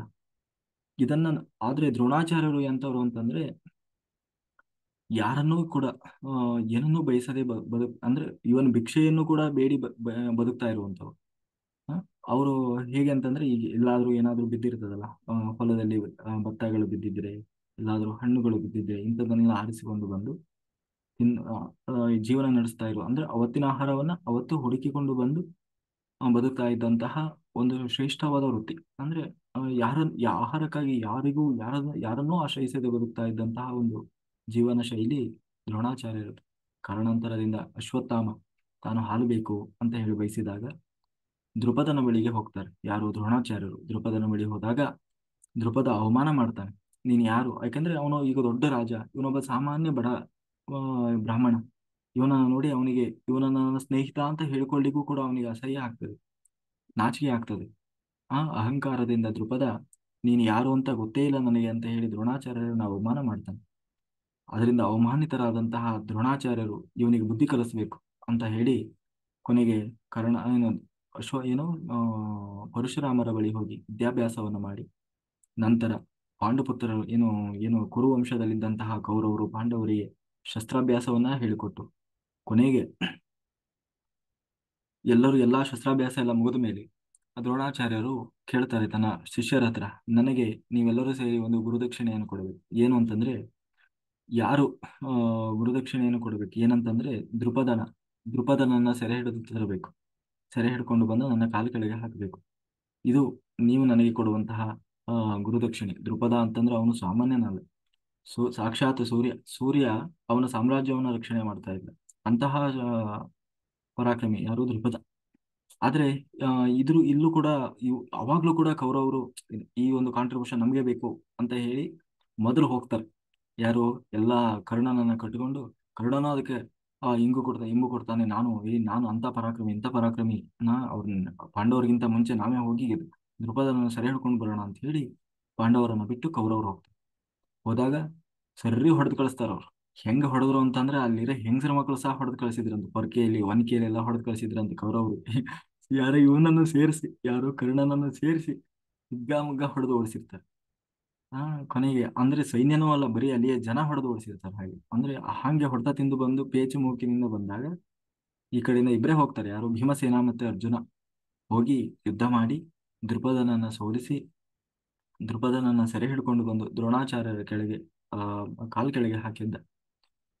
ಆಗ ಅರ್ಧ ರಾಜ್ಯವನ್ನ ಮಾತಿನಂತೆ ಹಿಂದೆ ಕೊಟ್ಟಂತ ಮಾತಿನಂತೆ, ಅಂದ್ರೆ ಈಗ ಸಂಪೂರ್ಣವಾಗಿ ದೃಪದನ ಸಾಮ್ರಾಜ್ಯ ದ್ರೋಣಾಚಾರ್ಯರ ಬಳಿ ಇರ್ತದೆ. ಆದ್ರೆ ದ್ರೋಣಾಚಾರ್ಯರು ಪುನಃ ಅದ್ರದ್ದು ಈ ದೃಪದ ಆ ಕೊನೆಗೆ ಕ್ಷಮಾಪಣೆ ಕೇಳ್ತಾನೆ, ನಾನು ಇದು ಮಾಡಬಾರ್ದಿತ್ತು, ತಪ್ಪಾಗ್ಬಿಡ್ತು ಅಂತ ಹೇಳಿ ಸ್ವಲ್ಪ ಕಪಟ ನಾಟಕವನ್ನು ಮಾಡಿದ. ಆ ದ್ರೋಣಾಚಾರ್ಯರು ಕೂಡ ಅವನನ್ನ, ಇಷ್ಟ ಆಯ್ತು ನನಗೆ, ನಿನ್ನ ನಿನ್ನನ್ನ ನನ್ನ ಕಾಲ ಕೆಳಗೆ ತಂದು ನನ್ನ ಶಕ್ತಿ ಸಾಮರ್ಥ್ಯ ಏನು ಅನ್ನುವುದನ್ನು ನೀನು ಅವತ್ತು ನನ್ನ ಅಪಹಾಸ್ಯ ಮಾಡಿ ಕೇವಲವಾಗಿ ನೋಡಿದೆ ಅಲ್ವಾ, ನಿನ್ನನ್ನು ಕೂಡ ನನ್ನ ಕಾಲ ಕೆಳಗೆ ತಂದು ನಿಲ್ಲಿಸಬಲ್ಲೆ ಅನ್ನುವ ನನ್ನ ಶಕ್ತಿ ಸಾಮರ್ಥ್ಯ ಏನು ಅನ್ನುವುದನ್ನು ತೋರಿಸ್ಲಿಕ್ಕಾಗಿ ಹೀಗೆ ಮಾಡಿದೆ ಅಂತ ಹೇಳಿದ್ರು ದ್ರೋಣಾಚಾರ್ಯರು. ಅವನನ್ನು ಬಿಟ್ಟು ಕಳಿಸ್ತಾರೆ. ಆದ್ರೆ ಅವಮಾನಿತನಾಗಿದ್ದಂತಹ ದೃಪದ ಇಷ್ಟಕ್ಕೆ ಸುಮ್ಮನಾಗಲಿಲ್ಲ. ದ್ರೋಣಾಚಾರ್ಯರನ್ನ ಸಂಹಾರ ಮಾಡಬೇಕಂತ ಹೇಳಿ ಒಂದು ಯಜ್ಞವನ್ನ ಮಾಡಿ ಆ ಯಜ್ಞದಲ್ಲಿ ಒಬ್ಬ ಮಗನನ್ನ ಪಡಿತಾರೆ. ಅವನೇ ದೃಷ್ಟದ್ಯುಮ್ನ. ದೃಷ್ಟದ್ಯುಮ್ನ ಹುಟ್ಟಿದ್ದೇ ದ್ರೋಣಾಚಾರ್ಯರನ್ನ ಕೊಲ್ಲಬೇಕು ಅಂತ. ಆ ಕೊನೆಗೆ ಆ ದ್ರೋಣಾಚಾರ್ಯರು ಸಾಯುವುದು ಕೂಡ ದೃಷ್ಟದ್ಯುಮ್ನನಿಂದ ಕಡೆ. ಆದ್ರೆ ಇದೇ ದೃಷ್ಟದ್ಯುಮ್ನ ದ್ರೋಣಾಚಾರ್ಯರ ಬಳಿ ಬರ್ತಾನೆ ಆ ಸಣ್ಣವನಿದ್ದಾಗ. ಏನಂತಂದ್ರೆ, ನನಗೆ ವಿದ್ಯಾಭ್ಯಾಸವನ್ನು ಹೇಳಿಕೊಡಿ. ದ್ರೋಣಾಚಾರ್ಯರಿಗೆ ಗೊತ್ತಿದೆ ಇವನು ಹುಟ್ಟಿದ್ದೇ ನನ್ನನ್ನು ಸಾಯಿಸ್ಲಿಕ್ಕಾಗಿ ಅಂತ. ಆದರೂ ಕೂಡ ಆ ಒಂದು ದುಷ್ಟದ್ಯುಮ್ನಿಗೆ ತಾನು ವಿದ್ಯಾಭ್ಯಾಸವನ್ನ ಹೇಳ್ಕೊಡ್ತಾನೆ, ಯಾರು ದ್ರೋಣಾಚಾರ್ಯರು. ಆ ಎಲ್ಲಾ ವಿದ್ಯಾಭ್ಯಾಸಗಳನ್ನ ಹೇಳ್ಕೊಟ್ಟು ಅವನನ್ನು ಕೂಡ ಒಬ್ಬ ದೊಡ್ಡ ವಿಲೋಚನನ್ನಾಗಿ ಮಾಡ್ತಾರೆ. ಅಂತಹ ದುಷ್ಟದ್ಯುಮ್ನ, ಅದೇ ಕಾರಣವೆಂದ್ರೆ ನಿಮ್ಮನ್ನ ಸಾಯಿಸ್ಲಿಕ್ಕೆ ಹುಟ್ಟಿಕೊಂಡಂತಹ ದುಷ್ಟದ್ಯುಮ್ನ ಎದುರುಗಡೆ ಸೇನಾಧಿಪತಿಯಾಗಿದ್ದಾನೆ ನೋಡಿ ಅಂತ ಹೇಳಿ ಕುಹಕದಿಂದ ಕುಟಿಕಿ, ವಿಷ ಅಂತೀವಲ್ಲ, ನಂಜಿನಿಂದ ನಾವ್ ಹೇಳ್ತೀವಲ್ವಾ, ಈಗ ಅವ್ನು ಮಾತಾಡೋದ್ರಲ್ಲೇ ಒಂಥರ ಕುಟಿಕಿ ಮಾತನಾಡೋದು, ಒಂದ್ ರೀತಿ ಅವ್ರನ್ನ ಏನಂತೀವಿ, ಆ ನಂಜಿನಿಂದ ಮಾತಾಡೋದು ನಾವ್ ಹೇಳ್ತೀವಲ್ಲ. ನಾನು ಬೇಕು ಅಂತಲೇ ಮಾತಾಡಿದ್ದೇನೆ, ಅವನಿಗೆ ಬೇಜಾರಾಗ್ಲಿ ಅಂತಲೇ ಮಾತಾಡಿದೆ, ಅಲ್ಲ ಉರಿಲಿ ಅಂತಾನೆ ಮಾತಾಡಿದೆ ಅಂತಾರಲ್ವಾ, ಹಾಗೆ ಆ ಹಾಗೆ ಆ ಅವರನ್ನ ದುಷ್ಟದುಮ್ನ ನೀನು ಅವನನ್ನ ನೋಡಿ ಅಂತ ಹೇಳಿ ಇದ್ ಮಾಡ್ತಾ ಇದ್ದಾನೆ. ದುರ್ಯೋಧನ ದ್ರೋಣನ ಕುರಿತು ಈ ರೀತಿ ಹೇಳಿದ. ಹೇಳಿ ಕುಹಕದಿಂದ ಹೇಳಿ ಮುಂದೆ ಹೇಳ್ತಾನೆ, ಅತ್ರ ಶೂರ ಮಹೇಶ್ವಾಸ ಭೀಮಾರ್ಜುನ ಸಮಾಯುಧಿ ಯುಯಾಧಾನೋ ವಿರಾಟಶ್ಚ ದೃಪದಶ್ಚ ಮಹಾರಥಃ. ಇದಾದ್ಮೇಲೆ ಒಬ್ಬೊಬ್ಬರನ್ನೇ ಅವನನ್ನು ಹೇಳ್ತಾ ಬರ್ತಾನೆ. ಅಂದ್ರೆ ಸಾಮಾನ್ಯವಾಗಿ ಏನ್ ಮಾಡ್ತೀವಿ ಅಂತಂದ್ರೆ, ನಾವು ಯಾವತ್ತೂ ನಮ್ಮ ವೀಕ್ನೆಸ್ ಗಳನ್ನ ಹೇಳ್ಕೊಳ್ಳೋಲ್ಲ. ಒಬ್ಬ ನಿಜವಾಗ್ಲೂ ಒಬ್ಬ ವೀರನಾದವನು, ಯೋಧನಾದವನು ತನ್ನಲ್ಲಿರುವ ದೌರ್ಬಲ್ಯವನ್ನ ನೆನೆದುಕೊಂಡು ಅಳ್ತಾ ಕೂರಲ್ಲ. ಬದಲಾಗಿ ತನ್ನಲ್ಲಿರುವ ಏನು ಶಕ್ತಿ ಸಾಮರ್ಥ್ಯ, ತನ್ನ ಸ್ಟ್ರೆಂತ್ ಏನಿದೆ ಅದರ ಬಗ್ಗೆ ಏನು ವಿಶ್ವಾಸವನ್ನಿಟ್ಟಿರ್ತಾನೆ. ಆದ್ರೆ ಇಲ್ಲಿ ದುರ್ಯೋಧನ ತನ್ನಲ್ಲಿರುವ ಪಾಸಿಟಿವಿಟಿಯನ್ನ ಫೈಂಡ್ ಔಟ್ ಮಾಡ್ತಾ ಇಲ್ಲ, ಬದಲಾಗಿ ಎಲ್ಲ ನೆಗೆಟಿವ್ ಏನಿದೆ ಅದನ್ನ ಪ್ರತಿಪಾದಿಸ್ತಾ ಇದ್ದಾನೆ. ಇಲ್ಲಿ ಏನ್ ಹೇಳ್ತಾ ಇದ್ದಾನಂತಂದ್ರೆ, ಅತ್ರ ಶೂರ ಮಹೇಶ್ವಾಸ ಭೀಮಾರ್ಜುನ ಸಮಾಯುಧಿ ಇಹಾದಾನು ವಿರಾಟಶ್ಚ ದ್ರುಪದಶ್ಚ ಮಹಾರಥ. ಅಂತಂದ್ರೆ ನೋಡಿ ನೋಡಿ, ಅಲ್ಲಿ ಎದುರುಗಡೆ ಎಂತೆಂತಹ ವೀರರು ಬಂದು ನಿಂತಿದ್ದಾರೆ ಅಂತಂದ್ರೆ, ಗಾಂಡೀವವನ್ನ ಹಿಡಿದು ಯುದ್ಧ ಮಾಡಬಲ್ಲರಂತಹ ಅರ್ಜುನ, ಭೀಮ, ಶ್ರೀಕೃಷ್ಣ, ಆ ಅಂಥವರಿಗೆ ಸರಿಸಮಾನರಾದಂಥವ್ರು ಮಹಾರಥರು ಯಾರು, ವಿರಾಟ ರಾಜ, ದೃಪದ, ಆ ಅವರೆಲ್ಲ ಬಂದು ನಿಂತಿದ್ದಾರೆ ಅಂತ ಹೇಳಿ ಆ ಅವರನ್ನ ನೋಡಿ ಅಂತ ಹೇಳಿ ಯಾಕೆ ಯಾಕೆ ಅವರನ್ನ ಹೇಳ್ತಾ ಇದ್ದಾನೆ, ಬೇರೆಯವ್ರನ್ನ ಯಾಕೆ ಹೇಳ್ತಾ ಇಲ್ಲ ಅಂತಂದ್ರೆ, ಇವತ್ತು ಎಲ್ಲರೂ ಕೂಡ ಹೇಗೆ ಕಾಣ್ತಾ ಇದ್ದಾರೆ ಅಂತಂದ್ರೆ, ದುರ್ಯೋಧನನಿಗೆ ಒಬ್ಬೊಬ್ಬ ಅಲ್ಲಿ ಪಾಂಡವರ ಬಳಿ ಇರುವಂತಹ ಪ್ರತಿಯೊಬ್ಬರೂ ಕೂಡ ಒಬ್ಬೊಬ್ಬ ಭೀಮ ಅರ್ಜುನರ ಹಾಗೆ ಕಾಣ್ತಾ ಇದ್ದಾರೆ. ಯಾಕೆಂದ್ರೆ ಗಾಂಡೀವ ಅನ್ನುವುದು ಒಂದು ಧನಸ್ಸು, ಅದನ್ನ ಹಿಡಿದು ನಿಲ್ಲಿಸುವ ಸಾಮರ್ಥ್ಯ ಇದ್ದವರು ಮೂರೇ ಜನ. ಒಂದು ಕೃಷ್ಣ, ಇನ್ನೊಂದು ಅರ್ಜುನ, ಇನ್ನೊಬ್ಬ ಭೀಮ. ಇವರು ಮೂರು ಜನ ಅಲ್ಲದೆ ಬೇರೆ ಯಾರಿಗೂ ಕೂಡ ಗಾಂಡೀವವನ್ನು ಅಲ್ಲಾಡಿಸ್ಲಿಕ್ಕೂ ಆಗೋಲ್ಲ. ಅಂದ್ರೆ ಅಷ್ಟು ಅಂತಹ ಸಾಮರ್ಥ್ಯ ಇವತ್ತು ನನ್ನ ಕಣ್ಣಿಗೆ ಹೇಗೆ ಕಾಣ್ತಾ ಇದ್ದಾರೆ ಪಾಂಡವರ ಬಳಿ ಇರುವಂತಹ ಒಬ್ಬೊಬ್ಬ ಯೋಧರು ಅಂತಂದ್ರೆ, ಮಹಾರಥರು. ಮಹಾರಥ ಅಂತಂದ್ರೆ ಏನು ಅಂತಂದ್ರೆ, ಒಬ್ಬ ಒಬ್ಬ ವ್ಯಕ್ತಿ ಈ ಒಂದು ಅಕ್ಷೋಹಿಣಿ ಸೈನ್ಯವನ್ನ ಎದುರಿಸಬಲ್ಲಂತಹ ಶಕ್ತಿ ಸಾಮರ್ಥ್ಯ ಹೊಂದಿದ್ದ ಅಂತಂದ್ರೆ, ಅವನನ್ನ ಮಹಾರಥ ಅಂತ ಕರೀತಾರೆ. ಅಂದ್ರೆ ಗಾಂಡೀವ. ಅಂತಹ ಗಾಂಡೀವವನ್ನ ಹಿಡಿಯಬಲ್ಲಂತಹ ಭೀಮಾರ್ಜುನರಿಗೆ ಸಮಾನರಾದಂತಹ ಮಹಾರಥರು ಬಂದಿದ್ದಾರೆ ಅಂತ ಹೇಳಿ ಅದರಲ್ಲಿ ಅಂತ ಹೇಳ್ತಾ ಇದ್ದಾನೆ. ಅದರಲ್ಲಿ ಸಾತ್ಯಕಿ, ವಿರಾಟ, ದ್ರುಪದರಂತಹ ಮಹಾರಥರು ಪಾಂಡವರ ಸೇನೆಯಲ್ಲಿದ್ದಾರೆ. ಇಲ್ಲಿ ಸಾತ್ಯಕಿ, ವಿರಾಟ ಮತ್ತೆ ದ್ರುಪದ ಇವರನ್ನೇ ಯಾಕೆ ಹೇಳ್ತಾ ಇದ್ದಾನೆ ಅಂತಂದ್ರೆ, ಒಬ್ಬೊಬ್ಬರಲ್ಲೂ ಕೂಡ ಆ, ಒಂದೊಂದು ಆ ಏನು ಆ, ವೈಶಿಷ್ಟ್ಯತೆ ಇದೆ. ಏನಂತಂದ್ರೆ ಸಾತ್ಯಕಿ ಅಂದ್ರೆ ಇಲ್ಲಿ ಎಲ್ಲರೂ ಕೂಡ ಯಾವುದೋ ಕಾರಣದಿಂದ ಇವತ್ತು ಪಾಂಡವರ ಬಳಿ ಹೋಗಿದ್ದಾರೆ. ಆದ್ರೆ ನಿಜವಾಗ್ಲೂ ಕೂಡ ಅವರು ನಮ್ಮ ಕೌರವರ ಬಳಿಗೆ ಬರಬೇಕಾಗಿತ್ತು, ಅಂದ್ರೆ ಅವರು ನಮಗೆ ಸಪೋರ್ಟ್ ಮಾಡಬೇಕಾಗಿತ್ತು. ಆದ್ರೆ ಇವತ್ತೆಲ್ಲ ಅವರು ಪಾಂಡವರ ಕಡೆ ಹೋಗ್ಬಿಟ್ಟಿದ್ದಾರೆ. ಅದರಲ್ಲೂ ಸಾತ್ಯಕಿ. ಈ ಸಾತ್ಯಕಿ ಯಾರು ಅಂತಂದ್ರೆ ಬಲರಾಮನ ಪಟ್ಟಾಶಿಷ್ಯ, ಒಬ್ಬ ದೊಡ್ಡ ಯಾದವ ವೀರ, ಮಹಾವೀರ ಸಾತ್ಯಕಿ. ಆದ್ರೆ ಇವತ್ತು ಆ ಬಲರಾಮ ಏನ್ ಮಾಡ್ತಾನೆ, ನಾನು ಈ ಯುದ್ಧದ ಉಸಾಬರಿನೇ ಬೇಡಪ್ಪ ನನಗೆ, ನನಗೆಲ್ಲ ಇದು ಯಾಕೋ ಅಣ್ಣ ತಮ್ಮಂದಿರ ತಾಯಂದಿಗಳೇ ಹೊಡೆದಾಟ ಮಾಡ್ಕೊಳ್ಳೋದು ನನಗೆ ಯಾಕೋ ಇಷ್ಟ ಆಗ್ತಾ ಇಲ್ಲ. ಯಾಕೆಂದ್ರೆ ಇಬ್ರು ಕೂಡ ಸಂಬಂಧಿಗಳು. ಯಾಕೆಂದ್ರೆ ದುರ್ಯೋಧನನ ಆ ಏನು ಮಗಳೇನಿದ್ದಾಳೆ, ಮಗಳನ್ನ ಕೃಷ್ಣನ ಮಗನಿಗೆ ಆ ಏನು ಮದುವೆ ಮಾಡ್ಕೊಂಡಿರ್ತಾರೆ. ಅಂದ್ರೆ ಸಂಬಂಧಿಗಳೇ. ಕೃಷ್ಣನಿಗೆ ದುರ್ಯೋಧನ ಏನು ಅಪರಿಚಿತ ಅಲ್ಲ, ಯಾರೋ ಬೀಗ, ಇಬ್ರು ಬೀಗರು. ಕೃಷ್ಣ ಮತ್ತೆ ದುರ್ಯೋಧನ ಇಬ್ರು ಬೀಗರು. ಆ ಯಾಕೆಂದ್ರೆ ದುರ್ಯೋಧನನ ಮಗಳನ್ನ ಕೃಷ್ಣ ಸೊಸೆ ಮಾಡ್ಕೊಂಡಿದ್ದಾನೆ. ಹಾ ಹಾಗಿದ್ದು ಕೂಡ ಅಂದ್ರೆ ಅಷ್ಟು ಅರ್ಥ ಆದ್ರೂ ಕೂಡ ಕೃಷ್ಣ ಅದನ್ನ ಯಾವುದನ್ನು ಎಣಿಸ್ತಾ ಇಲ್ಲ, ನನ್ನ ಬೀಗ ಅಂತ ಹೇಳಿ ಯೋಚನೆ ಮಾಡ್ತಾ ಇಲ್ಲ, ಧರ್ಮವನ್ನು ನೋಡ್ತಾ ಇದ್ದಾನೆ.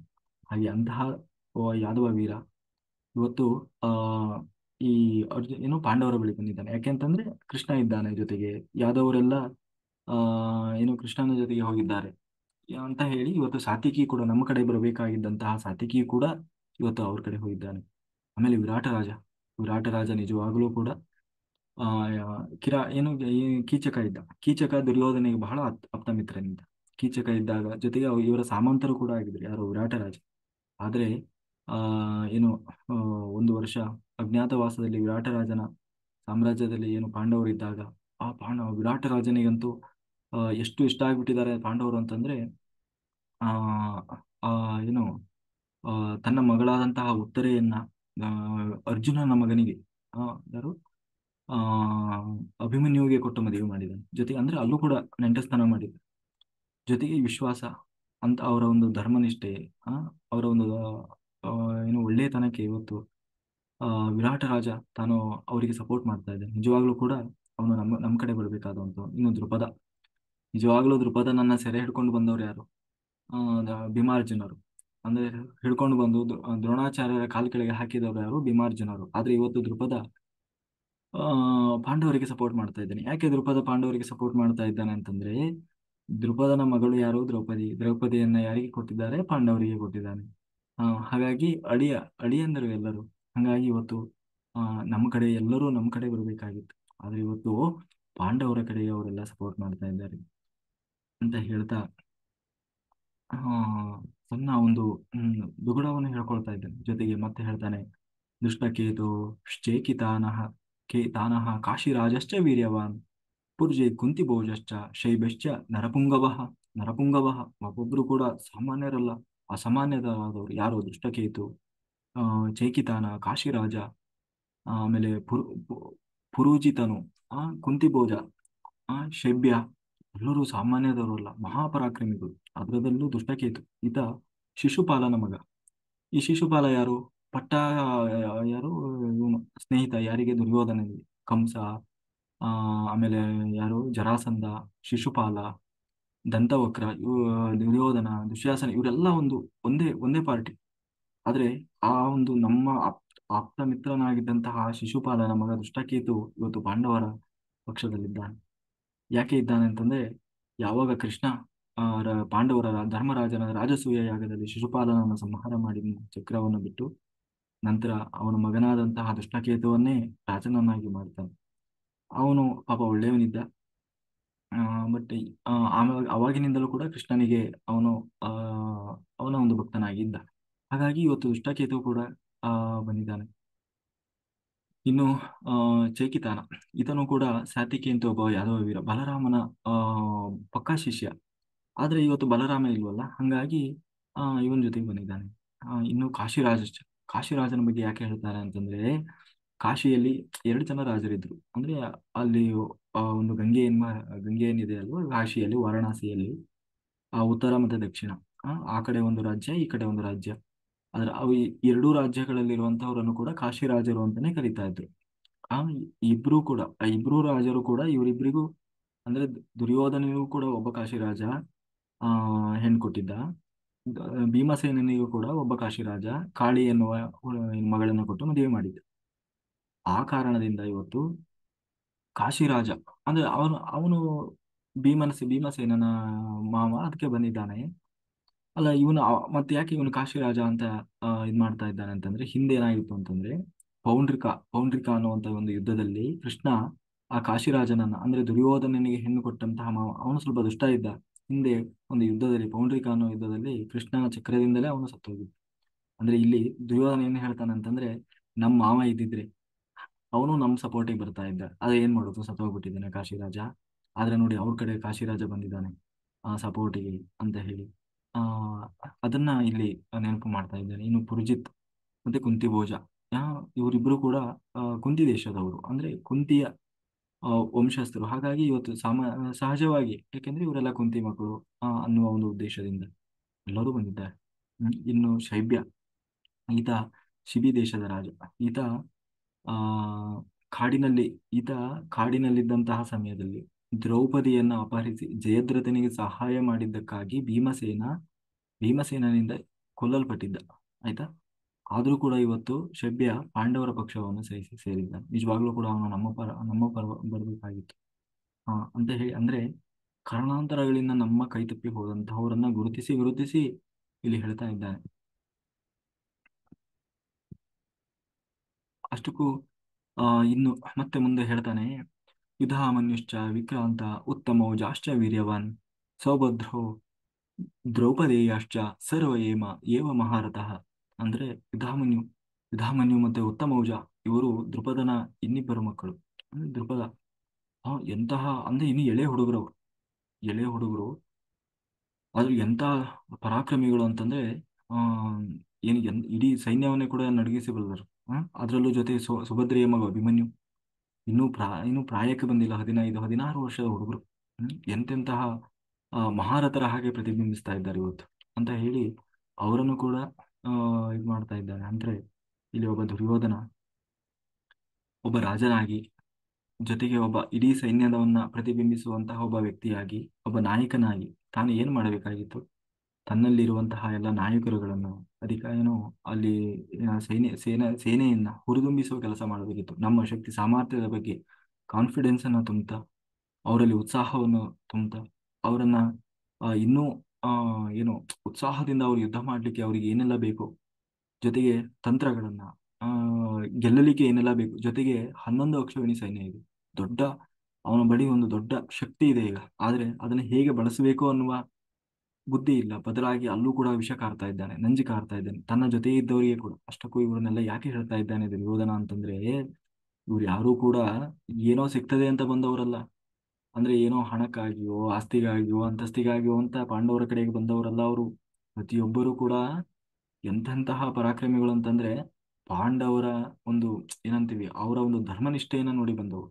ಇವತ್ತು ಯಾವ ಮಟ್ಟಕ್ಕೆ ನಿಂತಿದ್ದಾರೆ ಅಂತಂದ್ರೆ ಆ ಅವರಿಗೋಸ್ಕರ ಪ್ರಾಣ ತ್ಯಾಗ ಮಾಡ್ಲಿಕ್ಕೂ ಕೂಡ ಬಂದಿದ್ದಾರೆ.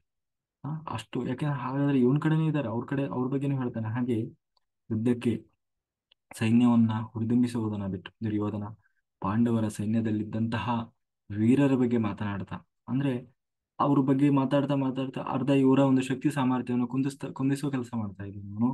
ಅದರಲ್ಲೂ ಯಾರ್ಯಾರನ್ನೆಲ್ಲ ಹೇಳಿದ, ಸಾತ್ಯಕಿ, ವಿರಾಟ, ದ್ರುಪದ, ದುಷ್ಟಕೇತು, ಚೇಕಿತಾನ, ಕಾಶಿರಾಜ, ಪುರುಜಿತ್, ಕುಂತಿಭೋಜ, ಶೈಬ್ಯ, ಯಧಾಮನ್ಯು, ಉತ್ತಮೌಜ, ಅಭಿಮನ್ಯು ಹೀಗೆ ತನ್ನಲ್ಲಿರುವಂತಹ 11 ಅಕ್ಷೋಹಿಣಿ ಸೈನ್ಯವನ್ನು ಬಿಟ್ಟು ಬರೀ ಎದುರಾಳಿಗಳನ್ನ ಇದ್ ಮಾಡ್ತಾ ಹೇಳ್ತಾ ಇದ್ದಾನೆ. ಇಷ್ಟೆಲ್ಲ ಹೇಳಿದಂತ ಅವನು ಮುಂದೆ ಹೇಳ್ತಾನೆ, ಅಸ್ಮಾಕಂತೂ ಆದ್ರೆ ನಮ್ಮ ಹತ್ರನೋ ನೋಡು ಅವರು ಎಂತೆಂತಹ ಪರಾಕ್ರಮಿಗಳು ಅಂತಂದ್ರೆ ಇವತ್ತು ಪಾಂಡವರಿಗೋಸ್ಕರ ಎಲ್ಲವನ್ನ ಬಿಟ್ಟು ಬಂದಿದ್ದಾರೆ. ಅವ್ರ ಹತ್ರ ಏನೇ ಇಲ್ಲ ಪಾಂಡವರ ಹತ್ರ, ಆದ್ರೆ ಬರೀ ವಿಶ್ವಾಸಕ್ಕೆ ಬಂದಿದ್ದಾರೆ. ಅಂದ್ರೆ ಏನೋ ಅಯ್ಯೋ ಮಾಡ್ಬೇಕಲ್ಲ ಯುದ್ಧ, ಬಿಟ್ರೆ ಆಗಲ್ವಲ್ಲ, ಅಯ್ಯೋ ಅನಿವಾರ್ಯ ಅಲ್ವಾ ಅಥವಾ ಯಾರ್ದೋ ಮಾತಿಗೆ ಕಟ್ಟು ಬಿದ್ದು ಹೀಗೆ ಬಂದವರಲ್ಲ. ಬದಲಾಗಿ ಇವತ್ತು ಅವರಿಗೋಸ್ಕರ ಎಂತಹ ತ್ಯಾಗಕ್ಕೂ ಕೂಡ ಸಿದ್ಧರಿದ್ದು ಬಂದಿದ್ದಾರೆ. ಅಂದ್ರೆ ಅವರಲ್ಲಿ ಉತ್ಸಾಹ ಇದೆ. ಸಂಪೂರ್ಣವಾಗಿ ಅವರು ತಮ್ಮ ಶಕ್ತಿ ಸಾಮರ್ಥ್ಯದೊಂದಿಗೆ ಯುದ್ಧದಲ್ಲಿ ಅವರನ್ನು ಅವರು ತೊಡಗಿಸಿಕೊಳ್ತಾರೆ. ಅಸ್ಮಾಕಂತೂ ನಮ್ಮ ಹತ್ರನಾದ್ರೂ ವಿಶಿಷ್ಟಾಯೇತಾನ್ ನಿಬೋಧ ದ್ವಿಜೋತ್ತಮ ನಾಯಕ ಮಮ ಸೈನ್ಯಸ್ಯ ಸಂಸ್ಥಾಪ್ತಂ ತಾನ್ ಬ್ರಮೀತತೆ ಅಂತಂದ್ರೆ ಅಸ್ಮಾಕಂತೂ ಅಯ್ಯೋ ನಮ್ಮ ಹತ್ರನಾದ್ರೂ ಎಂತೆಂಥವ್ರು ಇದ್ದಾರೆ ಅಂತಂದ್ರೆ ಒಬ್ಬ ವೀರನಾದವನು ಹೇಗೆ ಹೇಳಬೇಕು ನಮ್ಮ ನಮ್ಮ ಒಂದು ಶಕ್ತಿ ಸಾಮರ್ಥ್ಯದ ಬಗ್ಗೆನೂ ಕೂಡ ಅಪ್ರಿಶಿಯೇಟ್ ಮಾಡಬೇಕು. ಆದ್ರೆ ಅಯ್ಯೋ ನೋಡಿ ಅವ್ರ ಹತ್ರ ಎಂತೆಂಥವ್ರು ಇದ್ದಾರೆ, ಅಯ್ಯೋ ನಮ್ಮ ಹತ್ರನೂ ಇದ್ದಾರೆ ವೀರರು ಶೂರರು, ಆದ್ರೆ ಹಿಂಗಿದ್ದಾರಪ್ಪ ಅಂತಂದ್ರೆ ಅಸ್ಮಾಕಂತೂ ಎಂತೆಂಥವ್ರಪ್ಪ ಅಂತಂದ್ರೆ ಭವಾನ್ ಭೀಷ್ಮ ಕರ್ಣಶ್ಚ ಭೀಷ್ಮಶ್ಚ ಕರ್ಣಶ್ಚ ಕೃಪಶ್ಚ ಸಮಿತಿಂಜಯ ಅಶ್ವತ್ಥಾಮ ವಿಕರ್ಣಶ್ಚ ಸೌಮದತ್ತಿ ಸ್ತತೈವ ಚ ಅಂತಂದ್ರೆ ನಮ್ಮಲ್ಲೂ ಇದ್ದಾರೆ ಯಾರು ಭೀಷ್ಮ ಭೀಷ್ಮಾಚಾರ್ಯರು, ಕರ್ಣ, ಕೃಪಾಚಾರ್ಯರು, ಅಶ್ವತ್ಥಾಮ, ವಿಕರ್ಣ, ಸೋಮದತ್ತನ ಮಗ ಭೂರಿಶ್ರವಸು ಕೂಡ ಇದ್ದಾರೆ. ಅಲ್ಲ ಇವ್ರನ್ನ ಯಾಕಪ್ಪ ಹೇಳ್ತಾ ಇದ್ದಾನೆ? ಆ ಅವನನ್ನ ಏನು 99 ಜನ ತಮ್ಮಂದಿರಿದ್ದಾರೆ, ಎಂತೆಂಥ ವೀರರಿದ್ದಾರೆ, ಎಲ್ಲರನ್ನೂ ಬಿಟ್ಟು ತನ್ನ ಸೈನ್ಯದಲ್ಲಿ ಎಂತೆಂಥವ್ರು ಇದ್ದಾರೆ ಅನ್ನೋದನ್ನ ಹೇಳ್ತಾ ಇದ್ದಾನೆ. ಯಾರು ಅಂತಂದ್ರೆ ಭೀಷ್ಮಚ. ಈ ಭೀಷ್ಮಾಚಾರ್ಯರು ಎಂತವ್ರು ಅಂತಂದ್ರೆ ಯುದ್ಧ ಆರಂಭವಾಗೋದಕ್ಕಿಂತ ಮುಂಚೆ ಧರ್ಮರಾಜ ಎಲ್ಲ ಪಾಂಡವರು ಬಂದು ಭೀಷ್ಮಾಚಾರ್ಯರ ಪಾದಕ್ಕೆ ಬೀಳ್ತಾರೆ, ನಮ್ಗೆ ಆಶೀರ್ವಾದ ಮಾಡಿ ಅಂತ ಹೇಳಿ. ಭೀಷ್ಮಾಚಾರ್ಯರು ಏನು ಆಶೀರ್ವಾದ ಮಾಡ್ತಾರೆ ಗೊತ್ತಾ? ವಿಜಯೀ ಭವ ಅಂತ ಆಶೀರ್ವಾದ ಮಾಡ್ತಾರೆ. ಅಂತಂದ್ರೆ ಅವರೆಲ್ಲ ವಾಕ್ಸಿದ್ಧಿ ಇದ್ದಂಥವ್ರು, ಅವ್ರ ಬಾಯಲ್ಲಿ ಏನು ಹೇಳ್ತಾರೆ ಅದೇ ನಡೆಯುತ್ತೆ. ಇಚ್ಛಾಮರಣಿಗಳು, ಅವರು ಇಚ್ಛಿಸದೆ ಅವರ ಬಳಿ ಮರಣವೂ ಕೂಡ ಬರೋದಿಲ್ಲ. ಅಂತಹ ಮಹಾಯೋಗಿ ಎನ್ಲೈಟೆಡ್ ಮಾಸ್ಟರ್ ಅವರು ಯಾರೋ ಭೀಷ್ಮಾಚಾರ್ಯ. ಅಂತಹ ಭೀಷ್ಮಾಚಾರ್ಯರು ಏನು ಆಶೀರ್ವಾದ ಮಾಡಿದ್ದಾರೆ ಅಂದ್ರೆ ವಿಜಯೀ ಭವ ಅಂತ ಹೇಳಿ ಈಗಾಗಲೇ ಭೀಷ್ಮ ಏನು ಪಾಂಡವರಿಗೆ ಆಶೀರ್ವಾದ ಮಾಡಿದ್ದಾರೆ. ಇಂತಹ ಭೀಷ್ಮಾಚಾರ್ಯರನ್ನ ಕಟ್ಟಿಕೊಂಡು ನಾವು ಯುದ್ಧ ಮಾಡ್ಲಿಕ್ಕೆ ಹೊಟ್ಟಿದ್ವಿ. ಅಂದ್ರೆ ಈಗಾಗಲೇ ಸತ್ತು ಹೋಗ್ಬಿಟ್ಟಿದ್ದಾರೆ, ಈಗಾಗಲೇ ಸೋಲು ಒಪ್ಕೊಂಡ್ ಬಿಟ್ಟಿದ್ದಾರೆ. ನಾವು ನಮ್ಮ ಕಡೆಯವರು ಸೋಲೋದು ಖಚಿತ ಅನ್ನೋ ಹಾಗೆ ಡಿಸೈಡ್ ಮಾಡಿಬಿಟ್ಟಿದ್ದಾರೆ. ಇಂಥವ್ರನ್ನ ಕಟ್ಕೊಂಡು ನಾನು ಏನ್ ಯುದ್ಧ ಗೆಲ್ಲುವ ನಿರೀಕ್ಷೆ ಹೊಂದಲಿಕ್ಕಾಗ್ತದೆ ಅಂತ ಹೇಳಿ ಭೀಷ್ಮರು, ಅದರಲ್ಲೂ ಭೀಷ್ಮಾಚಾರ್ಯರು ಇವತ್ತು ಯಾಕೆ ಯುದ್ಧಕ್ಕೆ ಬಂದು ನಿಂತಿದ್ದಾರೆ ಅಂತಂದ್ರೆ ಅವರು ಶಪಥ ಮಾಡಿದ್ದಾರೆ. ಏನಂತಂದ್ರೆ ಏನು ಯುಧಿಷ್ಠಿರನ್ನ ಸಾರಿ ಯುಧಿಷ್ಠಿರ ಅಲ್ಲ, ಯಾರು ಧೃತರಾಷ್ಟ್ರ, ಪಾಂಡುರಾಜನ ತಾಯಿ ಏನಿದ್ದಾಳೆ ಅಂದ್ರೆ ಶಂತನುವಿನ ಹೆಂಡತಿ, ಅವರಿಗೆ ಪ್ರತಿಜ್ಞೆ ಮಾಡಿರ್ತಾರೆ. ಏನು ಅಂತಂದ್ರೆ ನನ್ನ ಉಸಿರು ಇರುವವರೆಗೂ ಹಸ್ತಿನಾಪುರದ ಸಾಮ್ರಾಜ್ಯವನ್ನು ನಾನು ರಕ್ಷಣೆ ಮಾಡ್ತೇನೆ ಅಂತ ಹೇಳಿ. ಹಾಗಾಗಿ ಇವತ್ತು ಹಸ್ತಿನಾಪುರದ ಸಿಂಹಾಸನವನ್ನು ರಕ್ಷಣೆ ಮಾಡ್ತೇನೆ ಅಂತ ಹೇಳಿ ಪ್ರತಿಜ್ಞೆ ಮಾಡಿದ್ದಾರೆ. ಆ ಪ್ರತಿಜ್ಞೆಗೆ ಕಟ್ಟು ಬಿದ್ದು ಇವತ್ತು ಆ ಏನು ಸಹಾಯ ಏನು ದುರ್ಯೋಧನ ಪರವಾಗಿ ನಿಂತಿದ್ದಾರೆ. ನಿಜವಾಗ್ಲೂ ಕೂಡ ಒಳಗಿನಿಂದ ಏನಿದೆ ಅಂತಂದ್ರೆ ಹಾರೈಕೆ ಅವರದು ಯುದ್ಧ ಗೆಲ್ಲುವುದಲ್ಲ, ಬದಲಾಗಿ ಪಾಂಡವರು ಗೆಲ್ಲಬೇಕು ಅನ್ನೋದೇ ಇದೆ. ಆದ್ರೆ ಯುದ್ಧ ಭೀಷ್ಮಾಚಾರ್ಯರಿಗೆ ಅನಿವಾರ್ಯ ಆಗಿದೆ, ಯಾಕೆಂದ್ರೆ ಶಪಥ ಮಾಡಿದ್ದಾರೆ, ಕೊಟ್ಟ ಮಾತನ್ನ ಉಳಿಸ್ಕೊಳ್ಬೇಕಾಗಿದೆ. ಹಾಗಾಗಿ ಮಾತಿಗೆ ಕಟ್ಟು ಬಿದ್ದು ಇವತ್ತು ಭೀಷ್ಮಾಚಾರ್ಯರು ಜೊತೆಗೆ ದುರ್ಯೋಧನನ ಅನ್ನ ತಿಂದ ಋಣಕ್ಕಾಗಿ ಸ್ವಾಮಿ ನಿಷ್ಠೆಗಾಗಿ ಇವತ್ತು ದುರ್ಯೋಧನ ಬಳಿ ಇದ್ದಾರೆ. ಇನ್ನು ದ್ರೋಣಾಚಾರ್ಯರು ಅವ್ರು ಕೈಕಾಲು ಹಿಡಿದು ಬೇಡ್ಕೊಂಡಿದ್ದ ಅವನು ಯಾರು ದುರ್ಯೋಧನ, ಅಯ್ಯೋ ಗುರುಗಳೇ ನೀವಿಲ್ಲ ಅಂದ್ರೆ ಹಾಗಾಗ್ತದೆ ಹೀಗಾಗ್ತದೆ ಅಂತ ಹೇಳಿ. ಜೊತೆಗೆ ಭೀಷ್ಮಾಚಾರ್ಯರು ಬಂದ್ರಲ್ವಾ ಅಂತ ಹೇಳಿ ಇವರು ಬರ್ತಾರೆ, ಯಾರು ದ್ರೋಣಾಚಾರ್ಯರು ಬರ್ತಾರೆ. ಜೊತೆಗೆ ಮಾತು ತಗೊಳ್ತಾನೆ, ನೀವು ನನಗೆ ಸಹಾಯ ಮಾಡಲೇಬೇಕು ಕಪಟದಿಂದ. ದ್ರೋಣಾಚಾರ್ಯರು ಬಂದ್ರು ಅಂತ ಹೇಳಿ ಕೃಪಾಚಾರ್ಯರು ಬರ್ತಾರೆ. ಕೃಪಾಚಾರ್ಯರು ಯಾರು ಅಂತಂದ್ರೆ ದ್ರೋಣಾಚಾರ್ಯರಿಗೆ ಹೆಣ್ಣು ಕೊಟ್ಟ ಭಾವ, ಅಂದ್ರೆ ಕೃಪಿ ದ್ರೋಣಾಚಾರ್ಯರ ಹೆಂಡತಿ. ಕೃಪಿ ಯಾರು ಅಂತಂದ್ರೆ ಕೃಪಾಚಾರ್ಯರ ತಂಗಿ. ಹಾಗಾಗಿ ನಮ್ಮ ಭಾವ ಹೋದ್ರು ಅಂತ ಹೇಳಿ ಬಂದು. ದ್ರೋಣಾಚಾರ್ಯರು ಯಾಕೆ ಬಂದ್ರು ನಿಜವಾಗ್ಲು ಅಂತಂದ್ರೆ ಅಶ್ವತ್ಥಾಮ ದುರ್ಯೋಧನನಿಗೆ ಪರಮ ಮಿತ್ರ ಅಂತಂದ್ರೆ ಪಕ್ಕಾ ಚಟಿ ದೋಸ್ತರ ಅವರೆಲ್ಲ. ಯಾರೋ ಅಶ್ವತ್ಥಾಮ ಮಗ ದುರ್ಯೋಧನಿಗೆ ಸಪೋರ್ಟ್ ಮಾಡ್ತಾ ಇದ್ದಾನೆ. ಅಪ್ಪ ಮಗ ಮತ್ತೆ ಬೇರೆ ಆಗಬಾರ್ದು, ಅಪೋಸಿಟ್ ಇರಬಾರ್ದು. ಅದರಲ್ಲೂ ದ್ರೋಣಾಚಾರ್ಯರಿಗೆ ಅಶ್ವತ್ಥಾಮ ಅಂತಂದ್ರೆ ಬಹಳ ಪ್ರೀತಿ ಅಂತಂದ್ರೆ ಅವ್ರು ಇವತ್ತು ಏನೋ ಬೇಡ ಅಂತ ನಿಂತವ್ರು ಇವತ್ತು ನಿಂತಹ ಒಬ್ಬ ಬ್ರಾಹ್ಮಣ ಇವತ್ತು ಯುದ್ಧ ಮಾಡುವವರೆಗೂ ಕೊಂಡು ನಿಂತಿದ್ದಾರೆ.